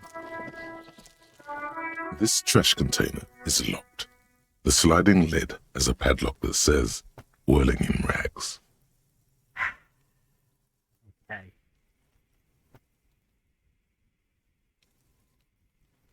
Bugger it. Let's see how hard it's going to be if I quit the pry bar. This trash container is locked. Oh. The sliding lid has a padlock that says, "Whirling in rags." Okay, open the padlock with the key. With a well-oiled crack, the lock pops open. It should now be possible to simply raise the lid. Don't. Maybe you shouldn't. Okay. Didn't I just have a premonition that there's something in there? Open the lid another time, maybe. Didn't I just have a premonition that there's something in there? There is, but you won't like it. Oh. Sweat forms on your brow. Your hand is still on the lid. Oh. No. The smell of rotten food rises to greet you. You see soggy cartons, dirty rags, and organic waste. Okay, that wasn't too bad. We're just in time. This hasn't been emptied for over a week. Oh, okay. Look under the boxes of carton, pick at the rags, search the food waste, close the lid. Pick at the rags. Among the threadbare kitchen towels, something catches your eye.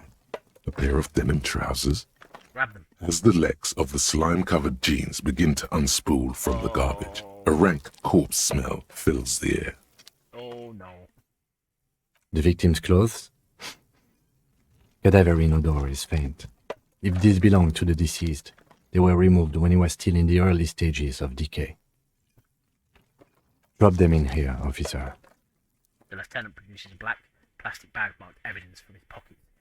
Now, Garter said the only two people who had keys to that were himself and the garbage company. Guitar marked blue jeans. Pockets empty or emptied. He wore them with a belt, too. A white belt. The loops appear stretched, but He looks into the container. the belt is missing. That's it. Do you see anything else in there? I have another bag here. Something slimy catches your eye. Something slimy catches your eye. Reach for it or no. Reach for it. I can always head upstairs and have a bath. A drab, long-sleeved shirt, olive-colored, appears from the food waste, dripping with pus. Oh, man. I really wasn't looking for evidence that I'm dead, but, you know, whatever. This is a military-type overgarment. Oh, right, okay. No label or serial number. This is the kind of rib-knit shirt that's worn over light armor to conceal it in an urban scenario. Anything more? So, not the security guard stuff, because he was in heavy armor.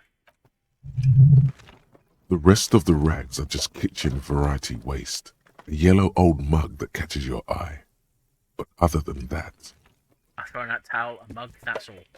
All right. We should go to Gart again and ask if he knows who put the clothes in the trash. It could be as simple as someone from the hostel cleaning the yard. Or that one. I'd advise against confronting that force. Yeah, we need to ask the kids who put them here. You think someone from the whirling might have been involved, maybe? I'm not going back to the kids again. I started off tonight by being plumbed by Ninja Scouts teenagers. Not really. All we know is the victim's clothes are in the trash, the lid was locked, and his establishment had the key. It's just a small loose thread. Yeah, we need to ask the kids who put them here. The fuck's he on about? Kids? That Kuno. He thinks you're an infant or something. See? Okay. the lieutenant nods, then looks back into the trash container. Look under the boxes of carton. I don't want to search the food waste. The mug. I'm getting that mug too. You pick out a broken mug with an oddly racist depiction of the yellow man frolicking in saffron. An antique. Only in its social sensibility. Take the mug. Mm-hmm. The lieutenant briefly glances at the mug, then returns his sight to the trash. Okay. I do hope I'm not disappointed, Kim Kitsuragi. You've acquired an interactable item. Investigate this item further by going to the Interact tab in your inventory. I will do in a second. Search under the boxes of carton. You see milk and egg rest with one broken egg in it. Some pasta wrapper. Picking up the soggy packages somehow feels familiar.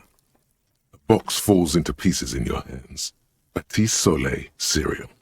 There are plastic pasta packages below. And turbo noodles.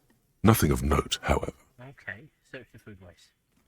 It's just organic waste, cold and slimy on your hands. Apple and potato peels, mostly. Unidentified sludge, and the occasional chicken bone thrown in for good measure. But hey, nothing. It's nothing. Nothing more to see here. What are you up to, Inland Empire? What's this? What? A blue piece of plastic sticks out from the apple peels. It's shiny. Looks like the corner of something. Could this be my badge? They look badly damaged, but you can still make out forms and notes, written in a man's handwriting.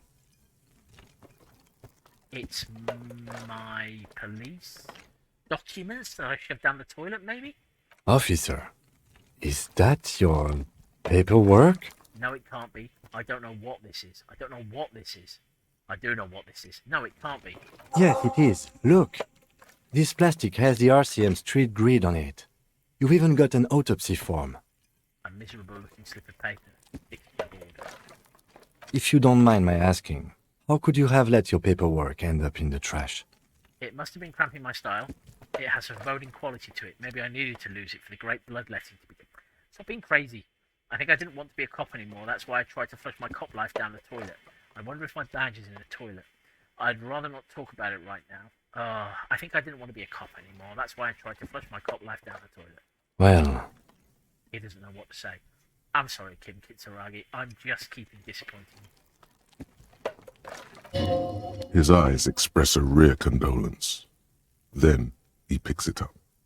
Lucky we found it. You should take stock of what remains, just to be sure some has not made it into the hands of the RCM's adversaries. Organized crime and the like. There might have been police secrets in your notes. Okay, I'll do that. Say nothing. I don't know, man. Sounds like an order. I don't take those. Okay, I'll do that. It would also not hurt to start taking notes on the case. Now, tell me what your eagle eyes see. Or are we finished? Some items, such as the ledger you found, are interactable. Go to your inventory and select the Interact tab to read your paperwork. The container sounds a muffled gong.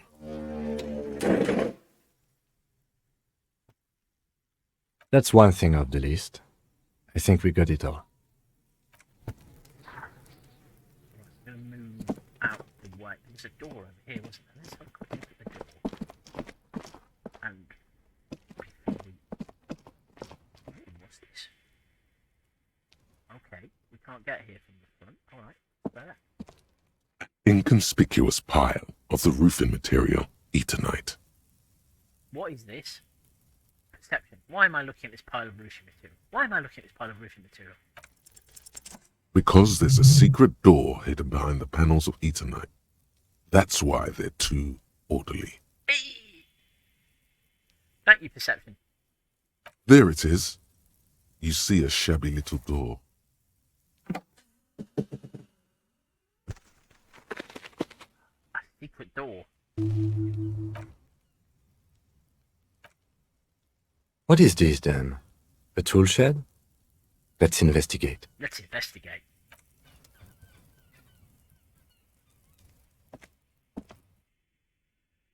Red checks can be tried only once. Failed white checks can be retried by increasing the relevant skill.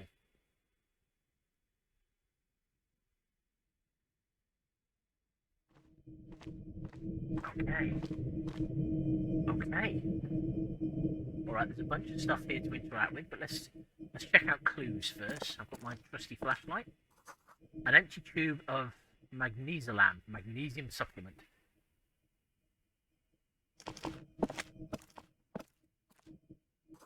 The poster says, get out of the way or get fucked up.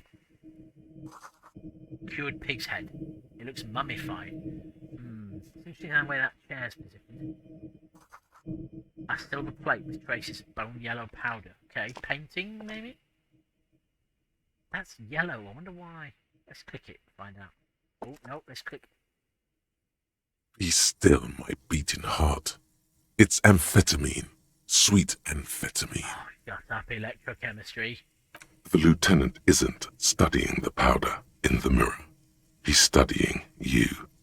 Someone has taken narcotics here. Perhaps the police should interfere. I wasn't thinking about taking it, I swear. I was thinking about justice.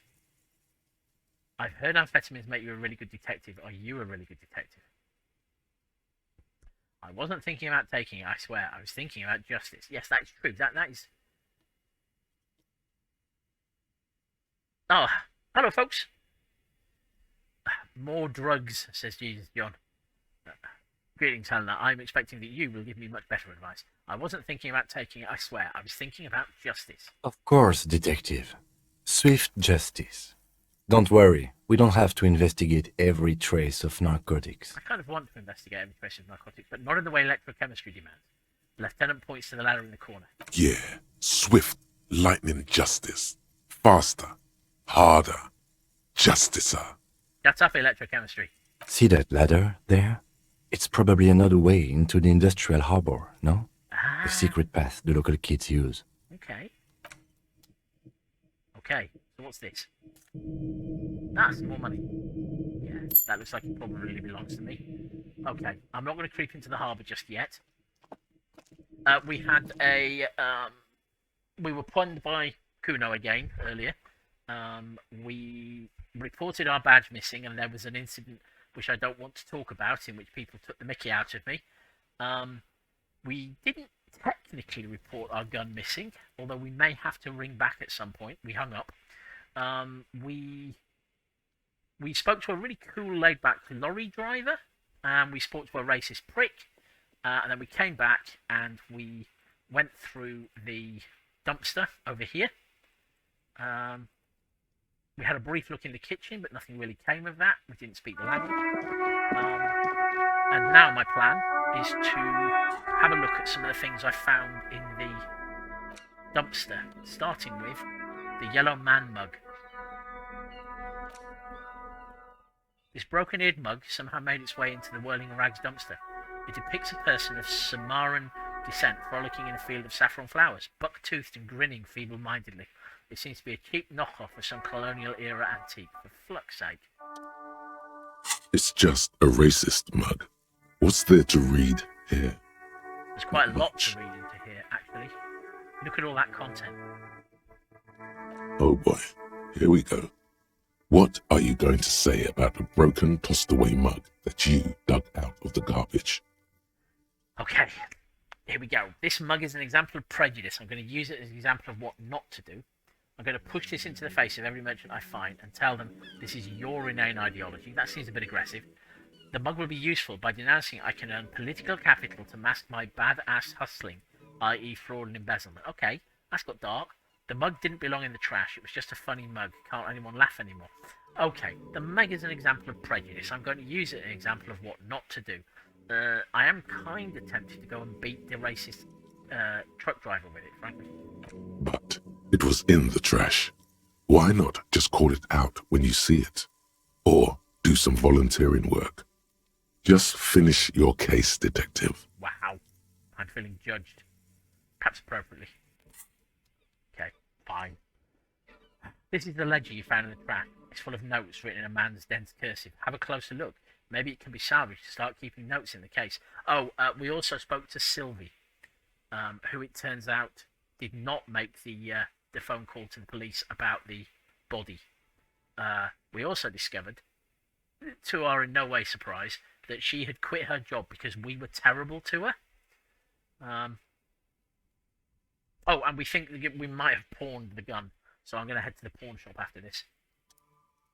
Let's have a look at the ledger.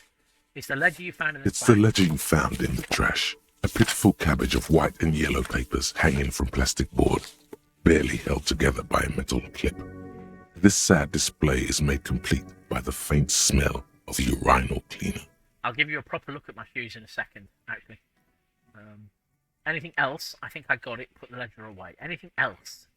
There's a piece of toilet paper, or is it cleaning tissue? No, it's toilet paper, desperately sticking to the back of the blue plastic clipboard. It's a metaphor for you. Below the pathetics, terror. Do not look into its blue heart. Wow. Okay. Inspect the toilet paper. It's just toilet paper sticking to the back of the plastic clipboard. You can take it off if you want. Take it off. Leave it there. It's cool. Maybe it's kitchen tissue. They look exactly the same. Soft, strong, and very long. If you want it to be kitchen tissue, it can be kitchen tissue. Positive thinking. It's not, though. It's toilet paper. Take it off. Still wet, the toilet paper, kitchen tissue, Thank you. peels off the plastic easily. All you have to do is shake it off your finger and voila, the ledger now looks marginally better. Excellent. Right, okay, let's inspect the clip. An aluminium block runs the width of the board, biting down on the paperwork. Its crocodile teeth are the only thing keeping the papers together. A regular pencil, the tip worn down to nothing, has been attached to the clip. We now own a pencil. This day is looking up. The surface is interrupted by a silvery sticker. It's rectangular, sparkling with iridescence. You don't know how you didn't notice it before. Interestingly, I think our boss, or was it the operator, had a rectangle sewn into their blazer. What's this, Lieutenant? What? That thing. It's a halogen watermark. We use it for adding information to RCM property. Interesting. What kind of information?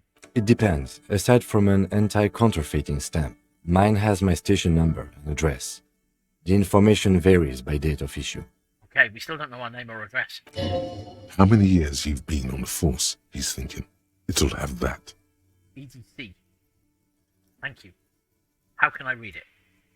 We've given up, incidentally, on trying to pronounce Esprit de Corps, and we're now referring to it as EDC going forward. Any capable light with the right wavelength will do. Okay, like, for example... All RCM vehicles have headlights designed to reveal halogen watermarks. Mine too. Your car's just a godsend, Kim Kitsuragi. This means you can read the watermarks if you just turn the lights on. That's all, thank you. Okay. While a bunch of sodden papers sag from the clipboard in your hand. It's a sorry sight. Okay, browse the white papers, browse the yellow papers, look at the clipboard. It's made of dark blue plastic, hard enough to beat someone to submission with. Okay. The edges are rounded, however. The U4 size board feels thick and heavy in your hand. Light shimmers on its wet surface. On the back, you see the embossed letters, RCM. U4. Now, I'm assuming that is A4 and that is some sort of cool, edgy, alt-universe way of describing the size of the paper. Yeah, it's a more subtle way than using Zeppelins, I guess. What did you say the colour was? It's blue, and we know from the door earlier that blue is a mysterious colour. Shape the ledger. Back to the rest of this mess. Shape the ledger. Oh, they do have Zeppelins as well, says Mark. Excellent. That's how you can tell you're in an alternate universe. That and beards. And as we already know, I have a beard. An excellent pair of not mutton chops. Something rattles inside, ever so lightly. Is there a hidden compartment? Badge. The plastic shimmers like lapis lazuli, but it is not see-through. You cannot see to its center. What did you say the colour was? Blue. John says hit someone with the ledger and then steal their drugs. Shut up, electrochemistry. The blue heart. Don't look into it. Don't look into the blue heart. Okay. Inland Empire is starting to get a bit twitchy. I still trust Inland Empire, but... With your hands, you 4-sized pages hang from the clip screwed to the top of the board. Interfacing. Medium 10. Open the hidden compartment in the clipboard. That is a white check, so I can retry it. So I'm going to give it a try, I think. The two sides of the board appear slightly misaligned. Excellent. Like a drawer that's come off its slides. If you bend the plastic on your knee, slowly... It's these yellow marigold gloves that nice lady gave me. The slides snap back into place. It should be possible to just... you know. Slide the door open. Wait, somehow I don't want to. Fuck no, put the ledger away. Slide the door open. Without resistance or sound, the two panels move against each other. The compartment is now open. What's inside? 2 ticket stubs and a handmade postcard. Oh. I was not expecting that. Pick up the ticket stubs, pick up the card, fucking kill yourself, you arsehole. Close the permeables compartment. That's odd. That feels out of place. Fucking kill yourself, you asshole. Anyway, pick up the ticket stubs. 2 octopuses are smiling, reaching their tentacles toward each other in the colored pencil drawings. The tickets permit access to the zoo in Revachol East. The aquarium costs extra. These let you go there, too. Who am I taking to the zoo, or who am I planning to take to the zoo? I hope it's not Sylvie. Okay, pick up the card. Thin wax paper has been glued to a piece of cardboard. Sounds like leaves rustling when you pick it up. You see violet flowers, floral patterns, patches of glue. Smell it. It smells of chewing gum, apricot flavored. Okay. A touch of cinnamon, the end of summer. You think the label says tutti frutti. Open it. Familiar handwriting lines the inside of the card. Looped, round letters in a woman's hand.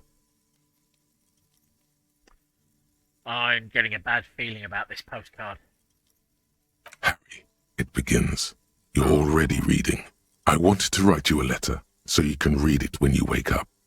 Maybe it will make you happy. I told the corpse my name is not Harry. I'm not happy. It turns out my name might be Harry. Throw it away, please. Whoa. Okay, that's pretty clear from volition. What is volition? Volition is hold yourself together, keep your morale up. Oh. Oh.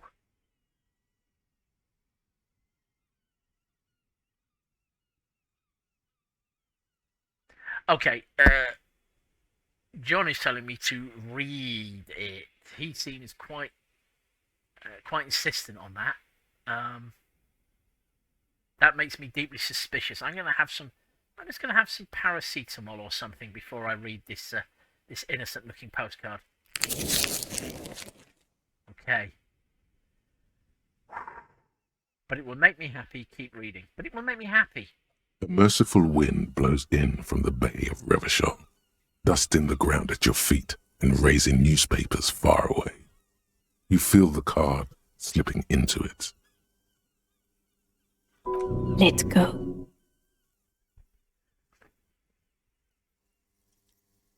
Ivers has stepped in now and told me to let it go. What was that? Throw the card in the wind, hold on to it, read the card.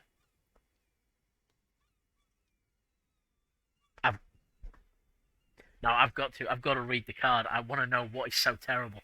This is how I'm going to go mad, isn't it? Well, Your hands shake, holding onto it. Every morning when I step out, you're asleep behind me. It says, I find a little piece of sadness in me. I carry it in my chest down Voyager Road. Okay. Every step I take, it grows. By the time I reach the fuel station, it has filled me entirely. I step onto the light rail and look back. Sparks fall from the bow collector.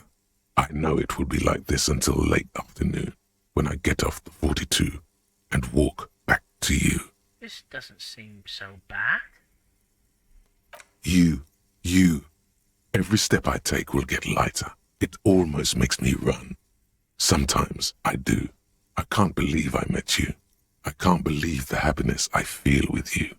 You have a vast, vast soul, and I will always come back to it.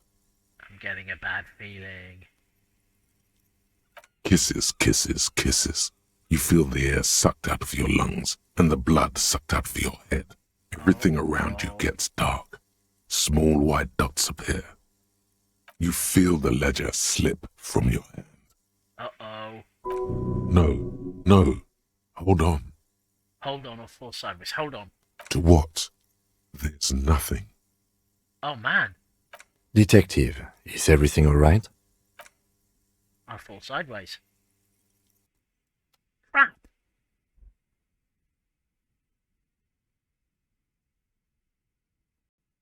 Whoa.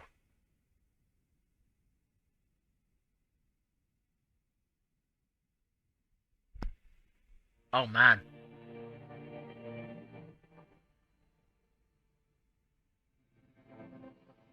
The fuck?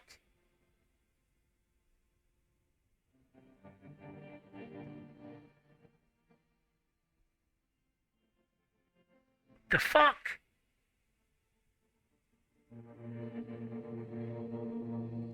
There is nothing. Oh, man. Again. Oh, okay, no, this is different. It hasn't reset. Nothing? Just lie there passed out. Nothing? Nothing said, brother. No treachery, just blackout. Okay. I've passed out. Man, I think I might have made a mistake being interested in that whole ex-wives thing. Well, almost nothing. There is the ground below you. That's still there. And the small light that's on, fluttering, somewhere in the basal ganglia.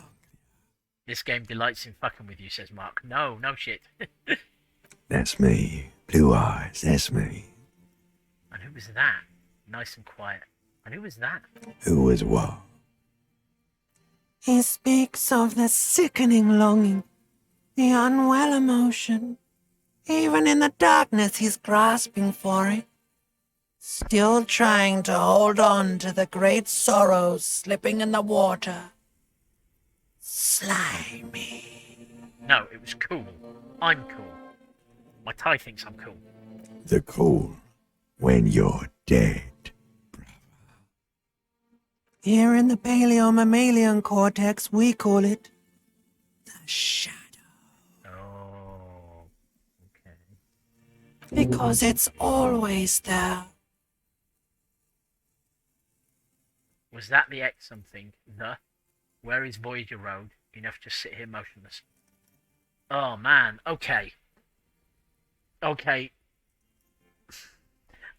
chap. Do I pursue the X something? The ex-wife, the ex-tenderness, the ex-love, what have you? Or do I focus on the fact that Voyager Road is probably my address? Give me a hint. Well, not give me a hint, but give me a suggestion. Let's see what chat says. Although again, the urge to lie here motionless and enjoy being asleep is high. 2 or 1, says Mark. Okay, yeah, agreed. Okay, I want to know...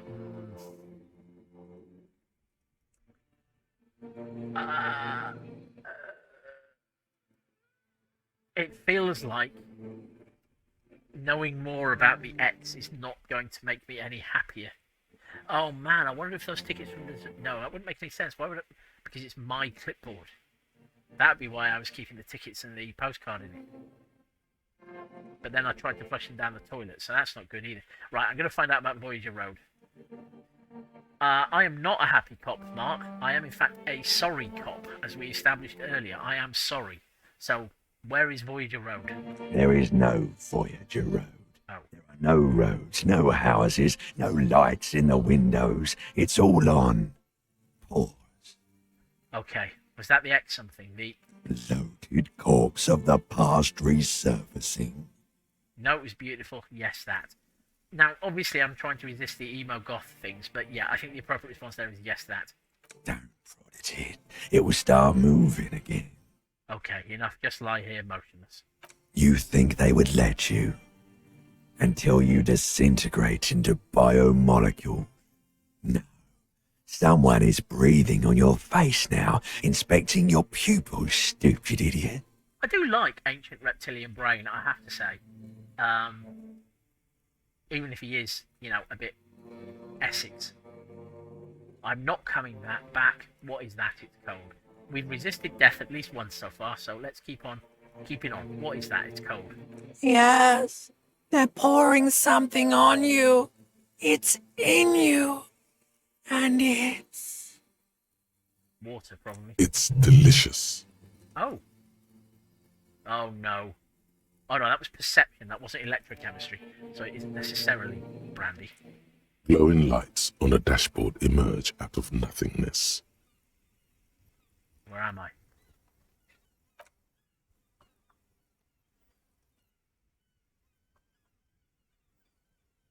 In the upholstered cabin of Lieutenant Kitsuragi's motor carriage, seated in the driver's basket.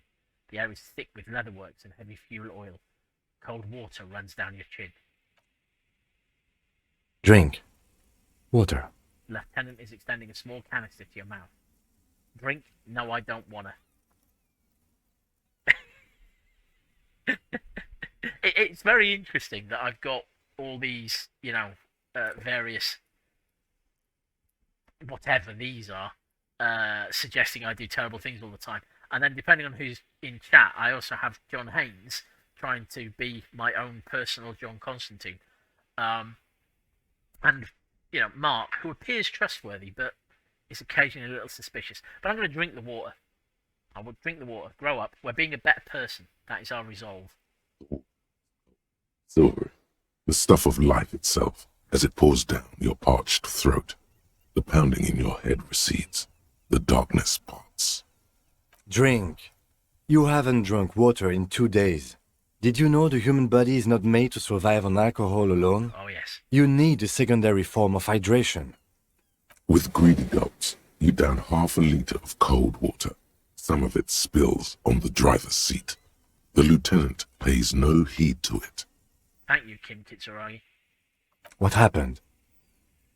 I should ask you the same. I came in contact with the burnt-out ruins of the past, Lieutenant. I was dehydrated, it won't happen again. Start climbing out of the motor car. I should ask you the same. I came in contact with the burnt-out...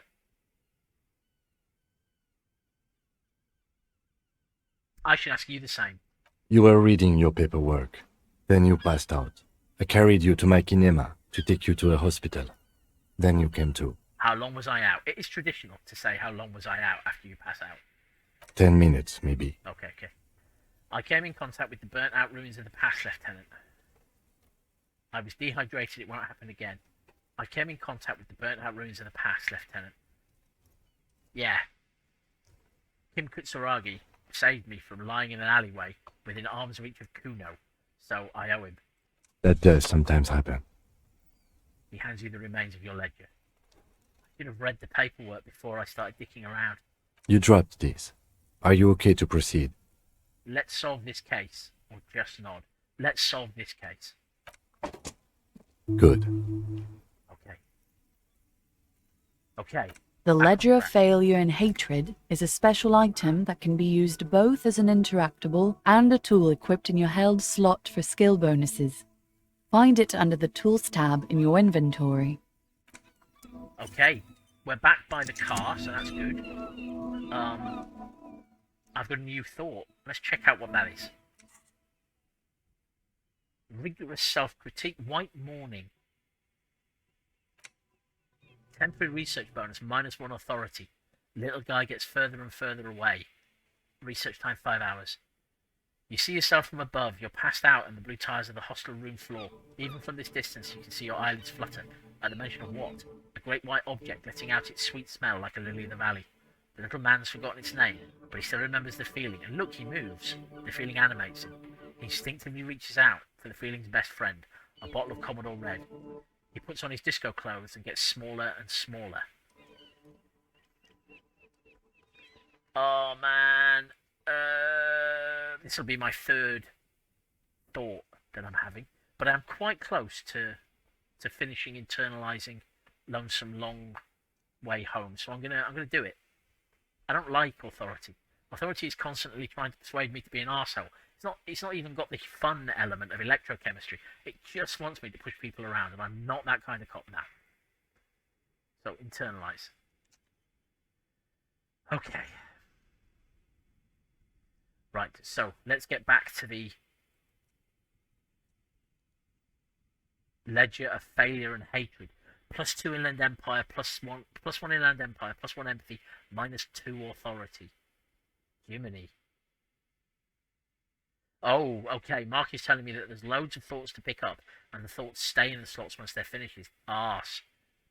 I'm going to have to spend an experience point on unlocking another one, I think. You can unslot them before they're finished. I'll come back and have a look at them in a second, actually. Right, let's interact with the ledger of failure and hatred. Ledger you found in the trash. A cabbage of papers hanging from the board, with the permeables drawer inside. It's barely held together by a clip, then made complete by the faint smell of urinal cleaner. Okay. Smell the ledger. The acidic stench of rotting food is rubbed off on the cellulose. It now forms the base of the experience. This base surrounded by a faint air of spoiled meat, the stuff of death itself, and then sprinkled liberally with the citrus zest of toilet cleaner. White papers first. They're not exactly white.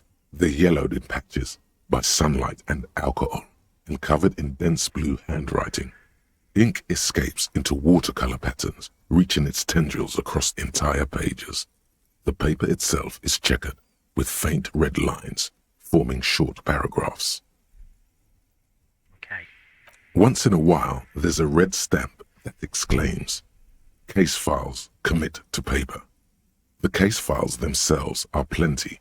You count more than 100 sodden, crumpled up, earmarked pages falling apart in your hands. They appear to be sufficiently organized and extremely dense, if mostly illegible.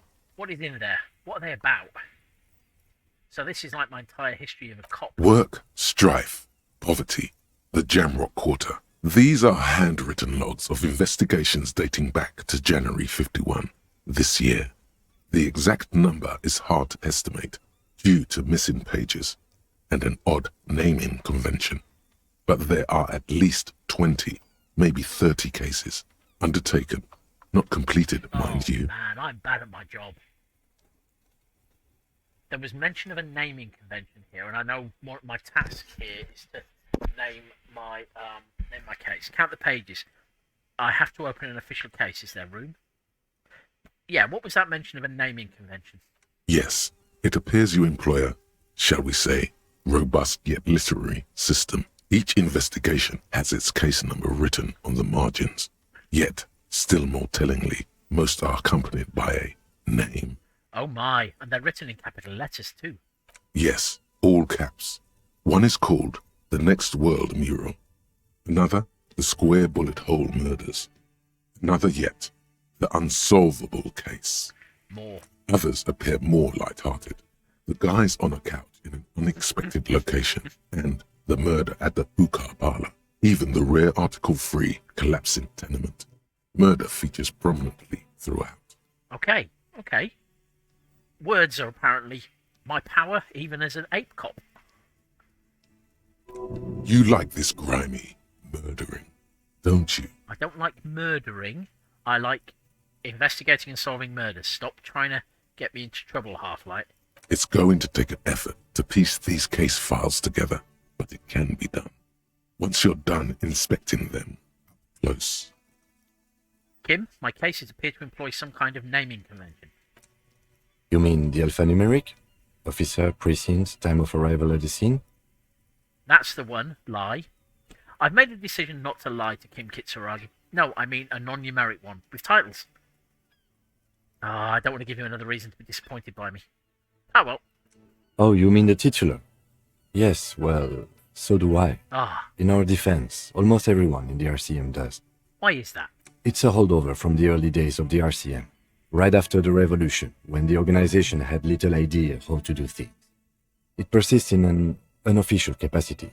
Officers use these titles to refer to their work among themselves. I'd assumed that the R in RCM stood for Revachol, but maybe it stands for revolutionary. Nah. Anyway, I seem to have named a case the Square Bullet Hole Murders. Don't mention it. I want to chat with Kim Kitsuragi. I want to, I think we're going to be friends. Maybe. Again, in your defense, I seem to have named one the man with the hole in his head.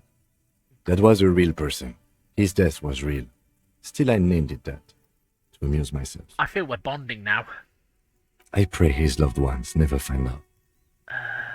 What happened to him? Rail spiked through the head. Oh. He died. It was a workplace accident. Okay. Count the pages. I have to open an official case. Is there room? There is, for precisely one more. 15 pages near the end remain untouched by the damage. The checkered grid forms a structure of passages, breaking the case into subtasks to accomplish. Commit to paper using the pen Lena gave me for having successfully answered basic questions about the world around me and proved that I wasn't entirely mad. So let's do it. In pen. Damn. All the others are in pencil. Oh well. I hate pencil. I always have done since Maelstrom. The tasks you've completed flow out of the kind green ape pen in a brash freehand similar to the rest of the letters. The wording comes easily. It's almost robotically simple. A language developed for mental rigor and simplicity. Inspect the victim's body. Done that. Get the body down. Okay. Alright, well we inspected the victim's body. Interview the cafeteria manager. Did that. Cross out the ones you've already finished. A satisfying slash sounds across the paper. You're done, it seems to say. And you, and you. Yeah. Things to be done, and things already done. The composition of reality. This is an extremely useful tool for a detective of the Citizens Militia. Now, all that remains is to name the case. Okay, so Revachol Citizens Militia. Fair enough. I'm Citizens Militia. Okay. Okay, Lieutenant, have you by any chance named our case? Oh, I hope not. No, actually. Any ideas? Oh, okay. John Haynes is asking, did I shoot the body? I don't think we will ever find out who shot the body, or how that happened, or even if it did happen. And I'll thank you to stop with your accusatory tone of voice. We have more important things to do, such as naming the case. Okay. The Hanged Man. The Furies are at home in the mirror. Okay, that references the quote that opened the game. The Setting Sun. It's nice. Hit on a stick. Okay, that lacks something. Actually, I don't have one. Okay, chat, help me out here. I am. Thank you, Mark. You narc. Telling everybody I shot the body. The Hanged Man, obviously, I quite liked. Yeah. Although I did say I wasn't going to dwell on the symbolism of the Hanged Man, so we never know. The Furies are at home in the mirror, or the Setting Sun. What do you fancy, chat? I think the Hanged Man or the Furies are at home in the mirror. That feels a bit wordy for the case I've had so far. Oh, right. You weren't narking, Mark. Sorry, my apologies. John suggests the Setting Sun, so I am tempted, in the spirit of ignoring electrochemistry, to ignore that and go with the Hanged Man or the Furies are at home in the mirror.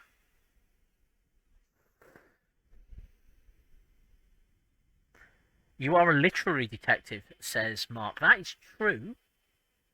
Yeah. But the Furies are at home in the mirror sounds a bit crazy. I am wordy, that is true, and I did like the chat I had with the lorry driver. Okay, you've convinced me. The Furies are at home in the mirror.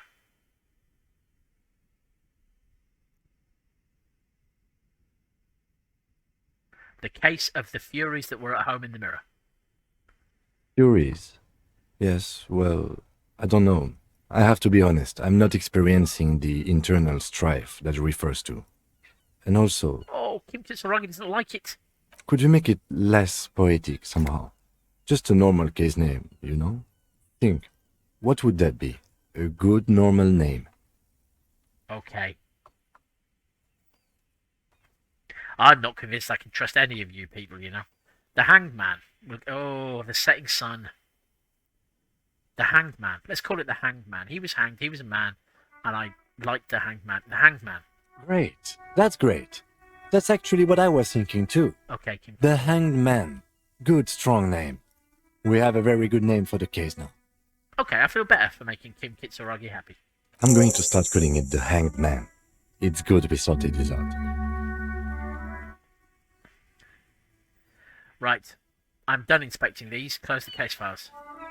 You don't exactly close them, so much as distance yourself from the smelly papers. They're a little further from your nose now. Ooh, okay. I'm not going to try reading the case files now. Am I going to improve my logic? Let's check the yellow papers for the time being. We might find our name on them. In the back, you see thin, translucent copy paper. Some neon yellow, some bright red, all covered in boxes, like marching armies. These look like official forms, waiting to be filled out. I bet you this is my resignation papers. Let's see. 3. The topmost are misconduct fines. The middle ones are station calls. And the bottommost are field autopsy forms. Each is easy enough to make sense of. Let's check the field autopsy. A dozen pages of thin copy paper, bright red in color. You see the parameters of a deceased human form, waiting to be filled in.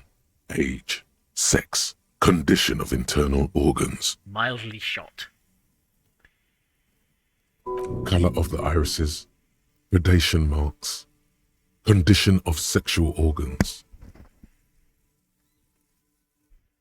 Yes, Clive. Hello, welcome back. We are on the paperwork. There may have been a bit of an incident when we were messing with the paperwork, which may have resulted in a little bit of. I had some water. I had not been hydrating properly. Anyway, so we're focusing on the papers at the moment. Station call. These are quite sinister in turn. Oh, go. They give a date and time for the person to appear at the specified precinct police station. Below the call are the criminal charges you risk by not appearing. Okay. My morale is fine. It's on 4. I just have run out of things that might improve my morale is all. Monetary penalization ranging from 20 to 250 real. Severe cases allow for 1,000 real, but that requires special paperwork. The details of issuing these fines are spread out over the rest of the fields. I wonder if I could give a fine to the racist lorry driver. Yeah. Anyway. Yes, all that remains now is to fill those forms and hand them to people. Fines for wrongdoers, interview requests for bad guys, and field autopsies to dead guys. The rest of the stinking cellulose is much worse for wear. Being sandwiched between the board and the rest of the paperwork must have spared the fragile copier paper. Right, I'm leaving the hidden drawer alone for the moment. I'm trying to think if there's anything I need out of the case files. Let's just have a quick Arson, petty theft, spousal abuse. Handwritten logs on dozens of investigations date back to January 51. Stamped case files. Cool. Commit to paper. Yep. These are your last couple of months in Revachol. Yep. Precinct 41. Jamrock water. Yeah, Mark is pointing out I can buy healing stuff as well as find it here and there. You don't exactly close them, so much as distance yourself from the smelly papers. Okay. They're a little further from your nose now.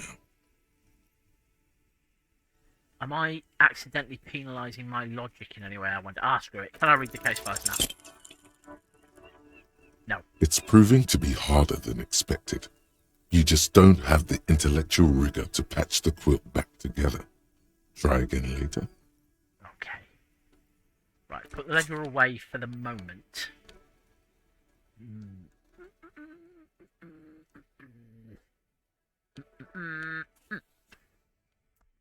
My inland empire is now dangerously high, but my empathy's increased again, so that's good. That's good. That's good, right?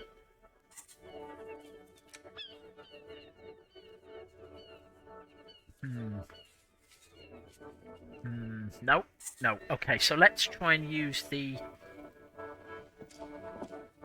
yes, Clive, I have decided what kind of Inside, cop I am. you see a set of steering levers, a radio microphone, a pull-out toolbox.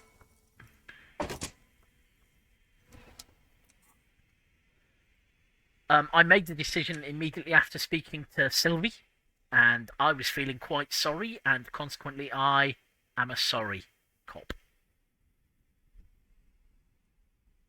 I'm sorry.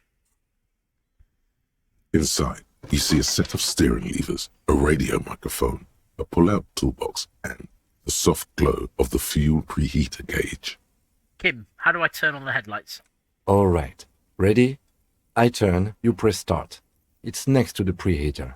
He's downplaying his excitement. The lieutenant is more than happy to show off his precious carriage. I hope we'll be friends forever, Kim Kitsuragi. The dashboard lights up with orange glow. The raspberry page tilts, Is this thing on? It seems so whisper quiet. The lights unfold with a little click, casting electrical light onto the ground before the vehicle. There you go. I'll turn them off from the remote once you're done. We just need to stand in front of the machine now. Okay.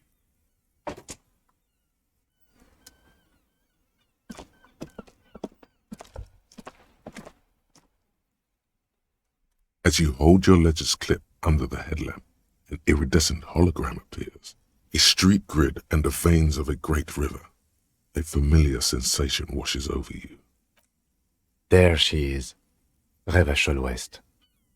There's a note of pride in the lieutenant's voice. Around the borders of the watermark are dozens, no, hundreds of micro-perforations. Look at the shimmering street grid or look at the perforations. I'll look at the shimmering street grid. The rectangular watermark is overlaid with the logo of the RCM, and yet the major arteries of Revachol are all recognizable. They shimmer in the Kanema's headlights. Wait, look around you. Where are we on this? Point to the hologram map. No, look around me. A rat brazenly darts past you and disappears amongst the stopped lorries. In the distance, a child somewhere shrieks. A woman reprimands her in a voice no quieter than the child's cry. In the middle of a broken plaza, in a cone of light, barely visible in the daytime, two men, one slim, the other sturdy. They are on the city stage, but only one of them knows his lines. It's not me. Ah, Martinez. He smells the air and says, "Where are we on this?" Let me see. He takes the ledger for a moment and inspects it. Right here. He says, his finger near the top of the map, on a segment of coast jutting out into the great ocean. Seems nice. Seems like a shithole. I'm sure I've seen worse. Seems nice. No, it does not. The lieutenant says without optimism.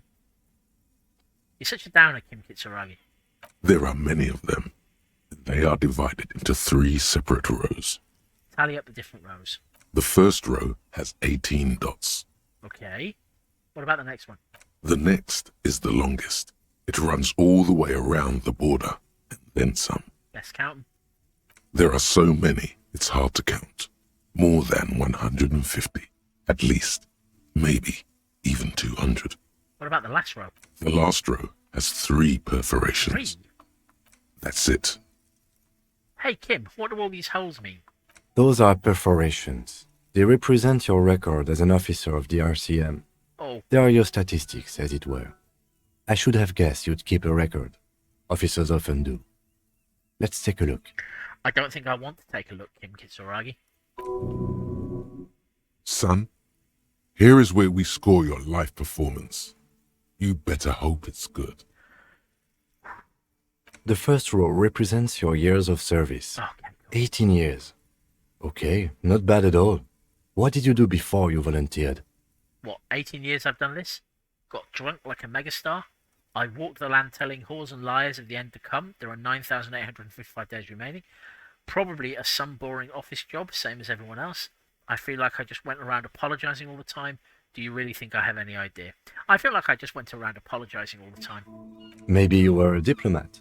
Or in PR. Doesn't matter, I suppose. Let's move on, shall we? This next row, the one that wraps all the way around, is your number of closed cases. Closed is good. It means finished. You've got, let's see... 200. Wow, more than 200. Is that a lot? I would have thought there'd be more. Is that a lot? It's quite a lot, even for someone who's been on the force for nearly 2 decades. Usually, clearing more than 10 cases a year puts you in the 90th percentile of all RCM officers. Wow, okay. So you're saying I used to be a super cop. I used to be good. That's some solace, I guess. What's the last number? I don't think I can ever re-become that person. I used to be good. That's some solace, I guess. What's the last number? Right. Those are your confirmed kills. You've got precisely 3 perforations there. Okay. Confirmed kills? That sounds pretty evil. A drink would soften that feeling. Shut up, electrochemistry. So I'm a killer. I was expecting a higher number, honestly. That's not too many. It's now a good time to pour all out for the fallen. So I'm a killer. I'm a killer. That's right. A killer of humans. Oh, Half-Light, you very rarely cheer me up. For an RCM officer, especially Precinct 41, which is in the Jamrock quarter, it's rather tame. I mean that in a good way. Alright, that's a relief. What's it feel like to kill a man, Mr. McCoy? A young woman asked the man across the desk from her. Mr. McCoy? Honestly, babe, says John McCoy, crossing his ankles over said desk. I don't feel anything anymore. It's just like brushing my teeth. I do it once or twice a week and don't really think about it. There's no trace of guilt in his voice. There are certain officers who treat their kills like some kind of ghoulish game. If they do happen to solve a case, it's usually by accident. It's obvious the lieutenant doesn't think very highly of those officers. But it seems as though you are, or at least were, one of the good ones. So we have that to be thankful for. He's sincerely glad you're not a scary predator. Not to say relieved you're competent. Have you ever killed anyone, Kim? How do you handle the strain? Thanks for this. Have you ever killed anyone, Kim? Yes. He says, declining to elaborate. It's not a problem for him to state it, however. Okay. How do you handle the strain? Everyone has their own method of coping. Some more effective or self-destructive than others. He gives you a meaningful look.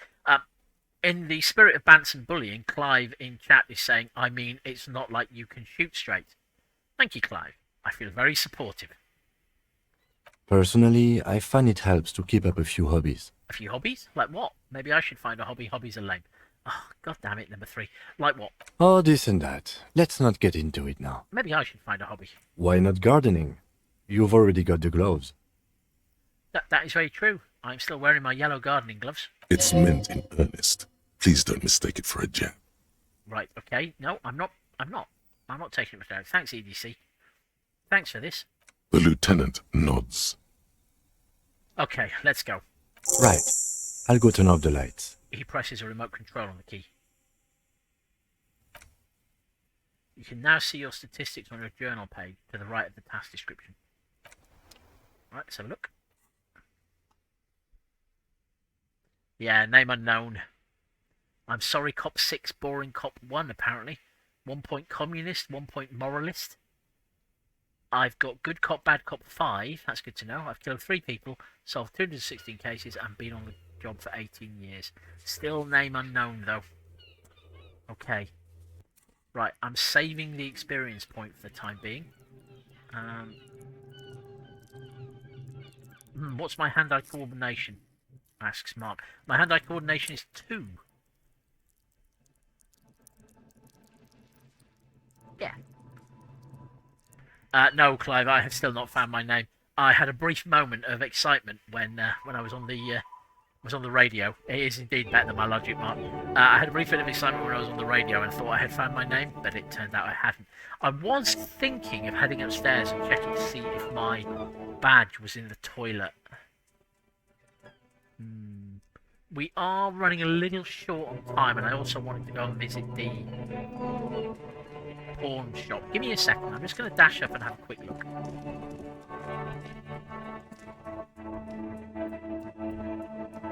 Don't be afraid to say weird things. Thank you, Tooltip. I'm trying to keep my weirdness under control. So in many ways, I'm not really playing John Haynes Super Cop. Oh, he's awake. Oh no, he's somebody different. That must be some of the thugs. Okay, that'll be worth a look at in a minute. Just quickly check. I spent the entire day here. Revachol is pronounced Revachol, Orania is pronounced Orania, Klasia is pronounced Klasia. Okay.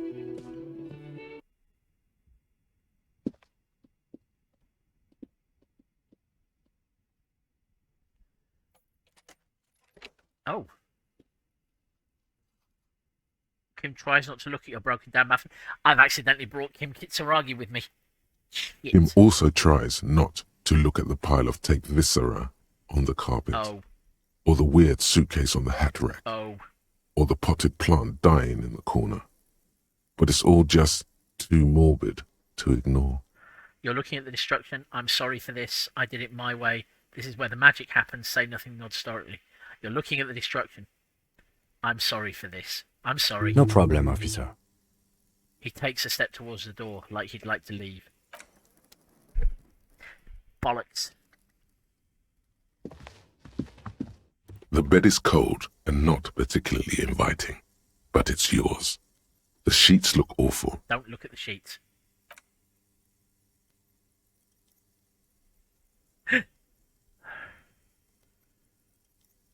No time to rest yet, but the option to go to sleep becomes available after 9 o'clock. Oh. Okay, there doesn't seem to be a toilet in here. Never mind. That was worth a try.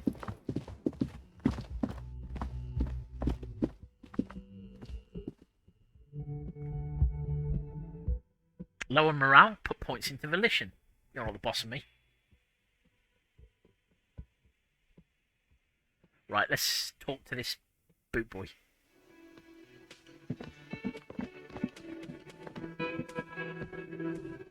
Assuming he is, I mean, I just rather prejudge this poor fellow. He's still unconscious. That sugary black rum stain on the counter makes you teary-eyed with joy. It's almost touching how syrupy and sticky it is. How long have you been up already? Not now, electrochemistry. Shut up. Oh, excuse me.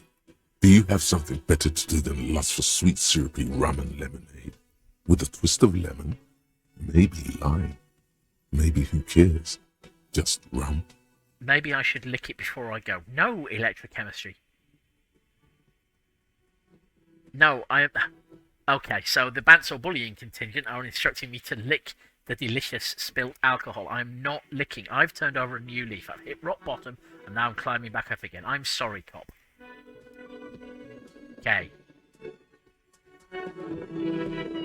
Ah, no, he doesn't want to talk to me. Okay, fair enough. Right. I'm going to take a moment. The most helpful of stream chats, indeed. I'm going to take a moment away from the computer again. I really must work out a way to put a test card up. I should be back in a moment.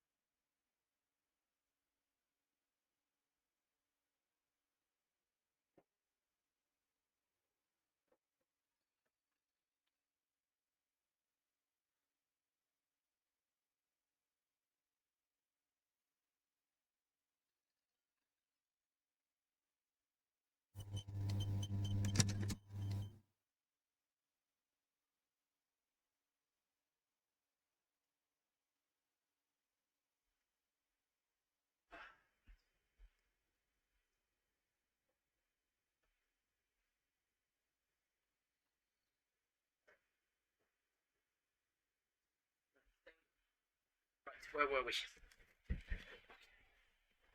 Okay. Whew. Okay. It's 3 o'clock in the afternoon. I still technically have nowhere to sleep. That seems like a feels like a problem for future me.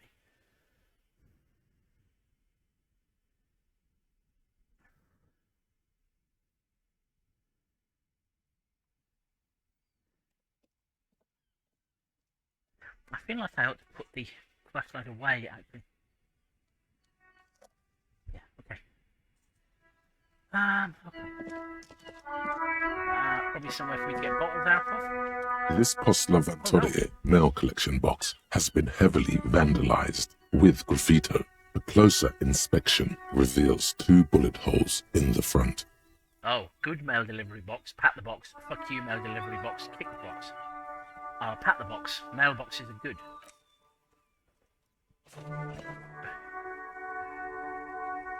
The box seems happy.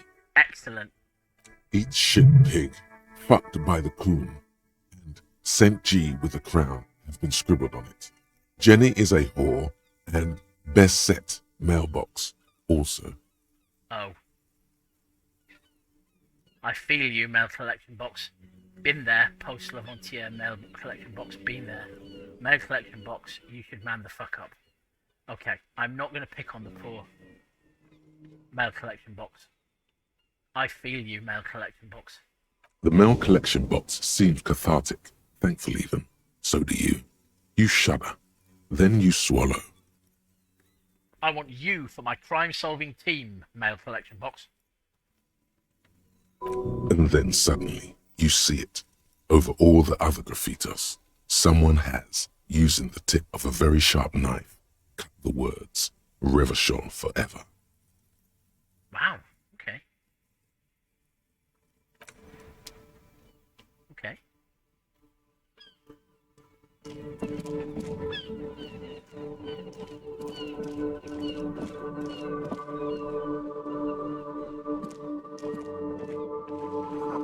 This book has a rose, a pistol, and a half-naked dame on its cover.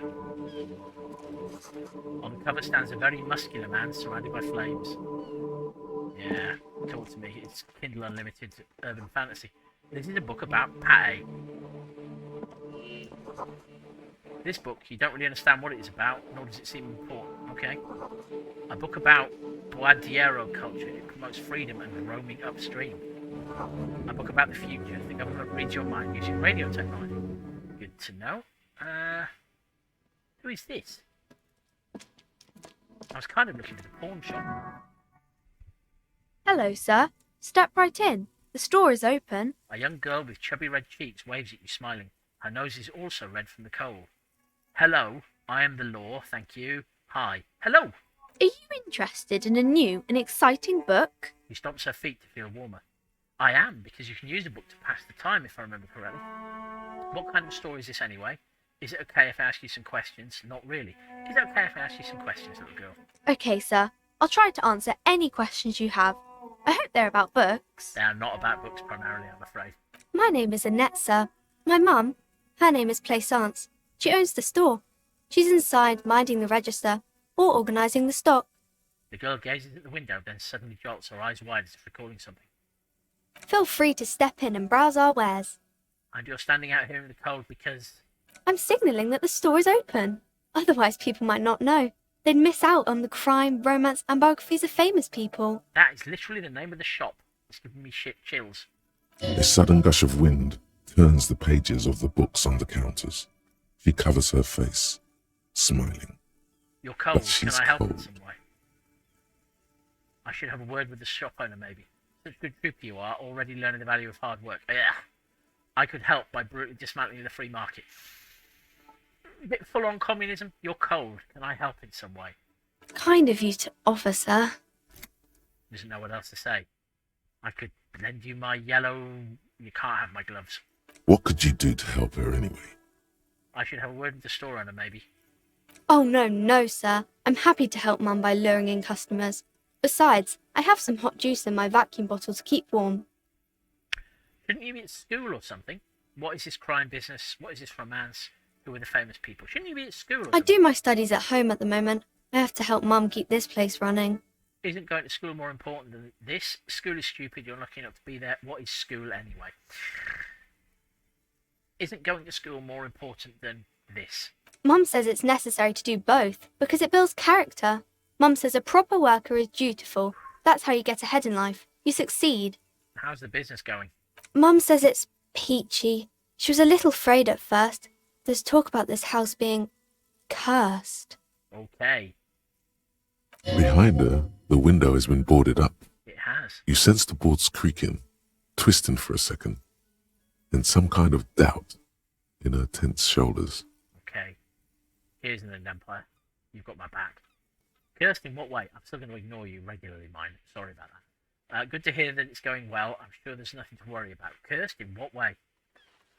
Cursed indeed, John. Cursed in the way that makes them say that no business has ever really thrived here, sir. That they all go... She looks for the right word. Bankrupt, ass up, say nothing. Bankrupt. Exactly. But we've been doing fine so far. I don't think curses are real. This sounds rather serious. I should probably look into this. Narrow your eyes and look through the creaking boards on the window. So, I could ask chat what I should do here, but I'm pretty confident I already know what their answer would be. So... Yep. A cursed building certainly sounds more important than my main... Well, not more important than my main quest, but at least somewhat important compared to my main quest of doing karaoke. We can go into the bookstore and ask about the case, but I don't see much more to look into here. The lieutenant makes a note in his notebook. Why are you making notes in your notebook about me, Kim Kitsuragi? I thought we were friends. Yes. Please do also look at our wares inside. The postcards and board games are there, sir. What do you know about the other failed businesses? How does this curse manifest itself? Stroke your chin. Enough about the curse for now. How does this curse manifest itself? It does not manifest itself in any way. It does not exist. I liked it better when we were talking about whether it's appropriate to stand out in the freezing weather. But Kim, the plasmic manifestations, or fine, I'll show you. Fine, I'll show you. Anything else you wanted to talk about, sir? What do you know about the other failed businesses? Nothing really, sir. Mum doesn't allow me to sneak around in the back rooms or the cellar. I don't really know what's there. More secret passages, no doubt. Maybe I can tell you about some of our books instead. Yeah, seems reasonable. What is this crime business? Crime fiction is about murders or burglaries or things like that, and the work of a policeman or a private detective who's trying to solve a crime and catch the criminals. Wait, not crime fiction. I need to know what crime is. Why would anyone want to read about crime? Okay, I get it. Crime murder gets the people going. And it's kind of like a puzzle too. Yep. You can guess who the criminal is or how the good guys are going to catch him. I'm a policeman myself, by the way. You don't look much like a policeman. You take that back. He examines you as if to find something policeman-like. Ha, well, what does a cop look like? Okay, then maybe I'm not a policeman or should stop being one. No, we're positive. Didn't mean to offend, sir. Sorry, sir. It's just that you don't look like Dick Mullen. Oh, sore point. Yeah. For a brief period of time, I thought my name was Dick Mullen. Anyway, she points to a book cover on which you can see a strapping Vespertine officer. He stands grimly over the body of a dead woman. I used to be exactly like that Mullen guy, then I decided to live a little. Shut up, electrochemistry. You know, nobody actually looks like the guy in the picture. That's just a stupid fantasy of a man. It's not your body that's important in police work anyway, it's your point to your head. Well, look at the guy. I'll never be as good as Mullen. I actually had other questions. It's not your body that's important in police work anyway, it's your hat. Head? Yes. No, your resilience. Thanks, Pain Threshold. Grit, a total disregard for personal safety. You've got to take the pain. This Mullen guy looks like he'd run to his mom, ain't got no balls. Okay, thank you, Pain Threshold. That's a bit childish. A dick with no balls, bam. Mullen's no real deal, he's nothing on me. No, it's too much. I don't want to say that to a little girl. No, it's too much. I don't want to say that to a little girl. Say what, sir? Nothing, forget it. Dick Mullen sucks is what I meant. Never you mind. Either way, I'm not impressed with this Mullen guy. Never you mind. Either way, I'm not impressed with this Mullen guy. You don't have to be, sir. He's just a fictional character. He's no match for you. Now that is fair. I should stop worrying about Dick Mullen. Maybe you can show me some real police work, sir. Like in the books. The cover image of Dick Mullen seems to stare at you with harsh disapproval. Hey, I'm getting bonuses for being afraid of the curse, thank you.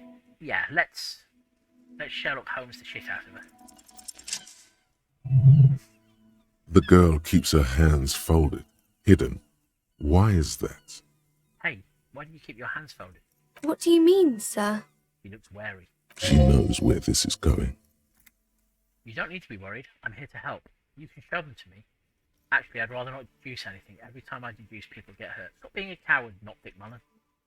You don't need to be worried. I'm here to help. She looks around anxiously. Her hands remain folded in front of her. She doesn't want to show them. I am not punching this kid. The lieutenant stands by, looking at the two of you with little interest, a facade of true professionalism.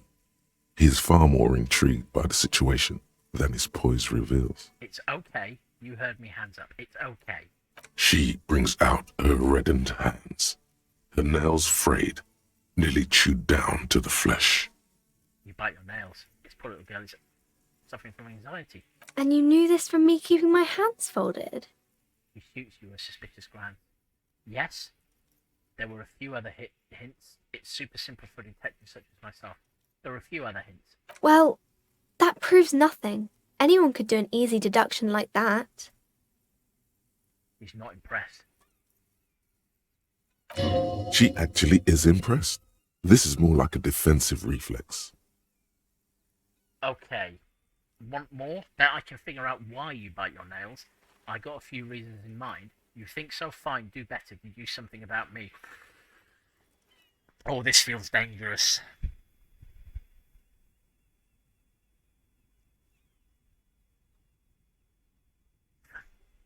I'm going to challenge her to deduce something about me, and it's almost certainly not going to cause me to cry. You're quite sober. He snaps back quickly. Oh, thank you, I'm glad you've noticed. The lieutenant does not flinch at the comment. He does not flinch even a single bit. He is intensely not flinching. It takes effort. Wait, how do you know I'm usually not? And I'm having a grand time. I am also sad and my head hurts.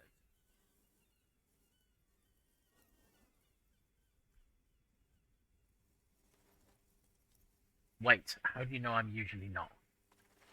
Because you usually aren't. Oh, okay, that's fair. I'm also sad and my head hurts. I'm sorry, sir. I hope things get better soon. He looks you in the eye, a gleam of sympathy on her face. This is going much better than the discussion with Kuno went. There she stands, swaying on her feet, assaulted by the early spring breeze. She smiles at you. The whole situation suddenly feels familiar, somehow. Why does this feel familiar? What am I missing? Because you know each other. She's been talking to you so openly because you've talked before.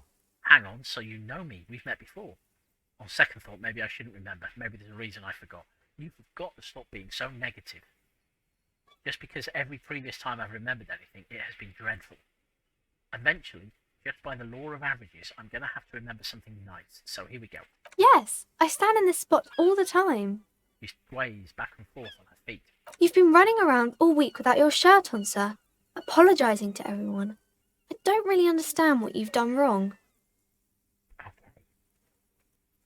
Did I ever talk to you? Of course, you stopped by a few times. You certainly look better than the last time I saw you. I doubt that. What do you mean better? I look like shit. Thanks, I'm trying. I am trying.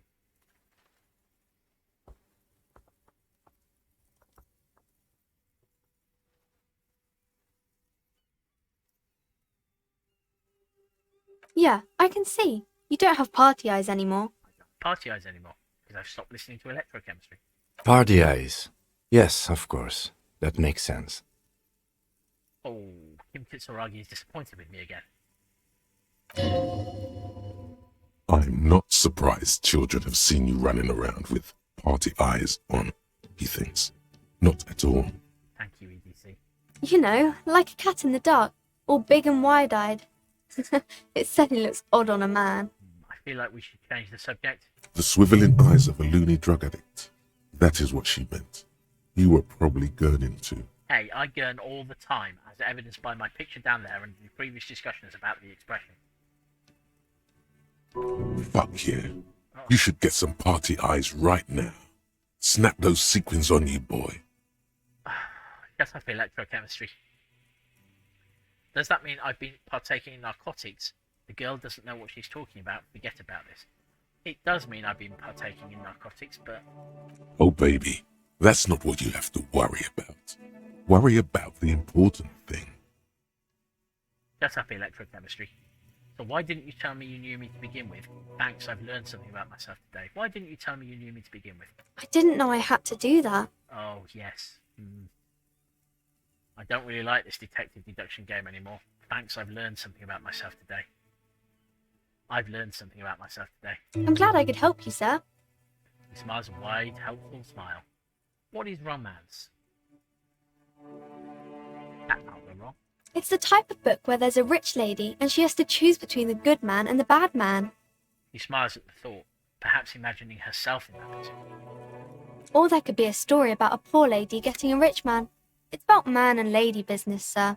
What about a poor man getting a rich lady? What about when both of the men are bad? What about when everyone is poor? What about a book where the man and lady business doesn't work out at all? That's enough for romance for me. I had other questions. Oh.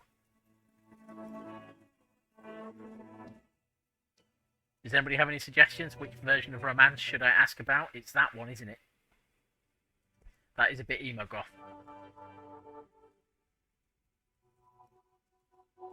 What about when both of the men are bad? What about a poor man getting a rich lady?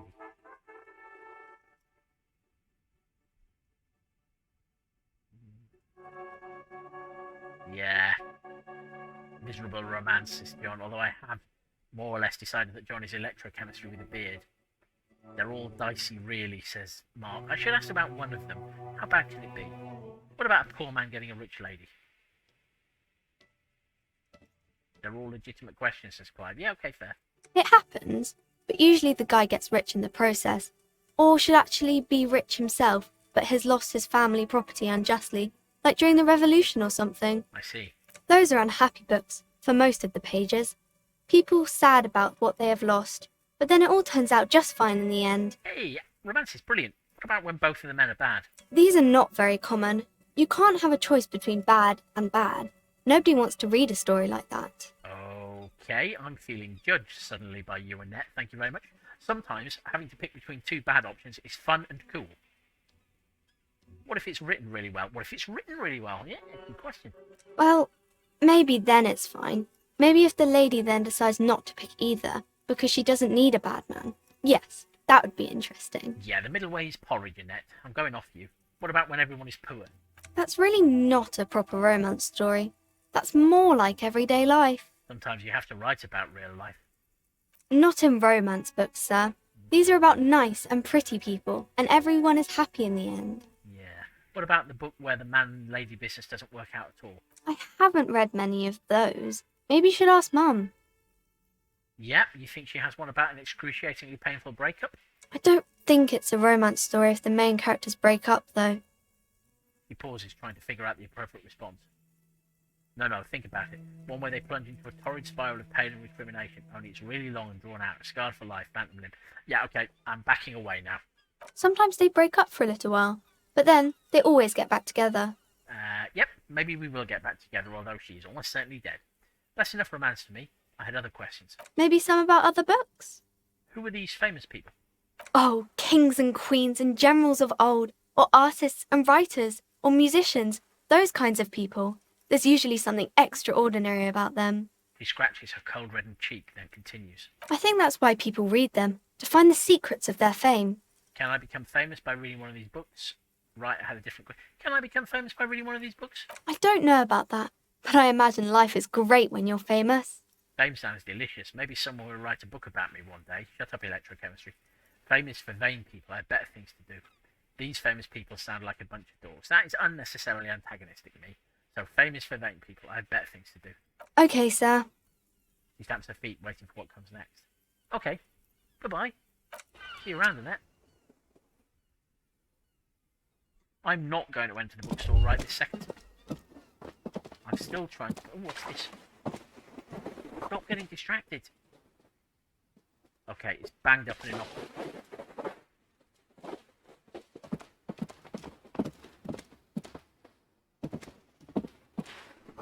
So roundabout north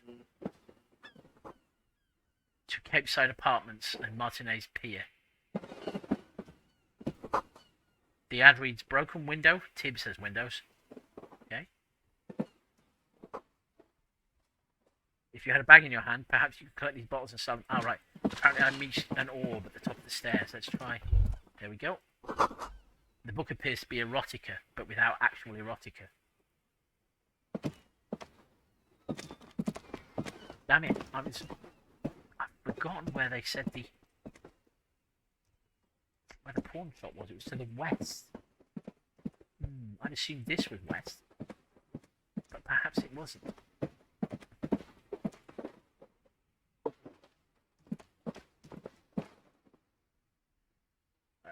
No, jump. No, this looks like it might be... Is this a transition? No.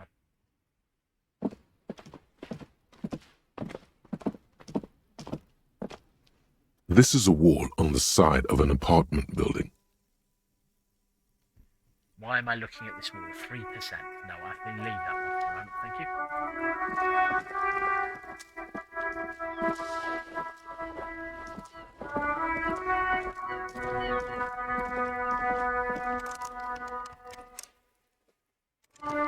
Right. Inside, the frame of a motorcycle in repair and the tools used to disassemble it.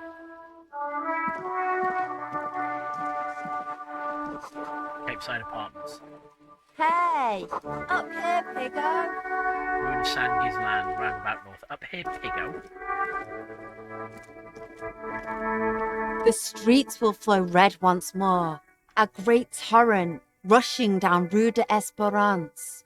You wait and see. The girl stares at the sailboat by the pier. The streets will not flow red with anything. Who are you? I'm Cindy the fucking Skull. What else do you want to know? Date of birth, blood type, the last time I was tested for Hep C. We just want to know your name, little lady. No need to get defensive. Don't use that tone with me. I am the law. Let's start with your blood type and go from there. Hep. Yeah, when were you last tested? Just answer some questions, okay? We just want to know your name, little lady. No need to get defensive. And here I was trying to be polite. Just can't win with you pigs. Despite the sass, she puts the brush aside. You keep looking off to the side. What are you looking at? What are you doing to the wall? Do you know anything about the recent murder? I ain't no snitch, Pigstein. Go forth and forage in someone else's shit. No shortage of squealers in these parts. So she does know something. Actually, there is a shortage of people who talk to us in a normal, calm, informative manner. Oh, yeah. We weren't put on this earth to make your life pleasant, bucko. Don't call Kim Kitsuragi names.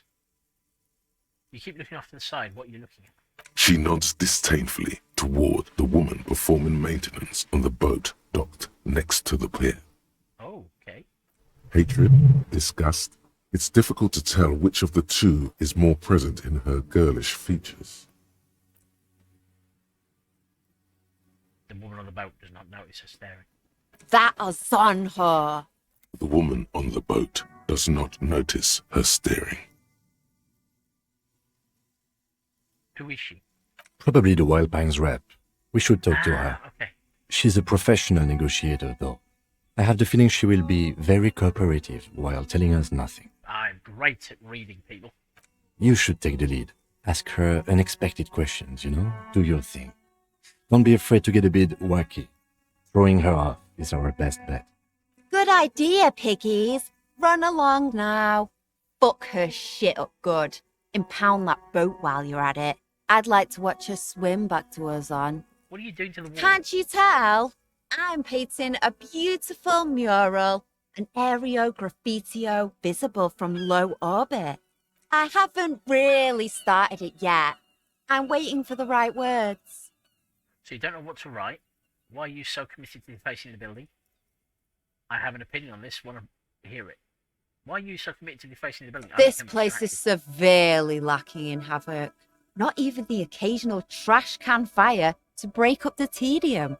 I thought I'd mix it up, you know, summon the forces of crime and social chaos with a wall-sized invitation. So you don't know what to write? Have you ever tried your hand at graffiti-o? When faced with a blank wall, most people write unimaginative stuff, like pigs go home and Mona was here. We rarely see pigs round here, though. Just union cards. And my name's not Mona, so... She wants it to be something true and total. Oh, okay. Yeah? I love public art. Don't mind us. Keep doing what you're doing. I'm going to have to stop you. This is hooliganism. Actually, I don't have an opinion. I lied. I love public art. Don't mind us. Keep doing what you're doing. Thanks. I'm sure the inspiration will come to me now that I have an official RCM stamp of approval. You've lessened her desire to deface the building. Oh. Oh, okay, good. Catch you later, Cindy. Watch your back, Ungulate. You've got eyes on you. Okay. Thank you for that. So, Marcus pointed out that I might be able to open that white container with a crowbar. So, let's crowbar. Ooh. Oh, ho, ho, ho. Signal blue naval coat. I've gained a new coat.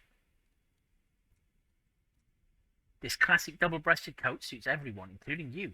And if you ever find yourself battling winds at the helm of a ship, then the coat's heavy fabric has got your back, even if moths have left a few holes in it. It ups my suggestion, but it lowers my half-light. And I lose my EDC bonus. Oh, no. No, that is not me. That is not me. Not now, anyway. Okay. Right, as it's getting a little bit late, I was going to try and find the pawn shop, but I have failed to do so. But instead, I'm going to go down and have a chat with this woman, and then I'm going to call it a night. I found some magnesium. Yes.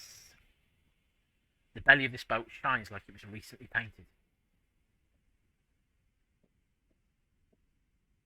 Docking reserved for residents of Rue de Songues Lane 33A. Your room in the whirling isn't much bigger than this sloop. Fair. Shadows on the water, green plants under the calm surface. Okay. There's a lot to talk to her about, so it might be worth saving it, says Mark. Okay, so I'm going to save off here. It's gone 11 o'clock at night. I don't feel we've moved the actual investigation on much, but we've certainly learned a lot more about whoever the fuck I am. We know that I'm a sorry cop. We know that there is something horribly tragic in my backstory that is causing me to pass out. We know that the game keeps keeps trying to make me talk to Kuno because it hates me and it wants me to be owned by a little ginger kid. We know the secret passages. Actually, I'm quite intrigued by the secret passages, especially in a city with a revolutionary history. So we can actually get into the Union District through the secret passage that we found in the tool shed. We still haven't been up to talk to the Labour guys. We've still not found our badge. We've still not found the gun. We've still not got the body. Right, I'm going to stop that because that's just a list of things we've failed to do. We've got an experience point in hand, which is nice. Yeah, so I'm feeling we're getting somewhere. I will probably continue streaming. I might, depending on how work goes tomorrow, I might pop on and do a couple of hours after the Wednesday meeting. But until then, the night. Thank you all for joining in. I will see you next time. Bye.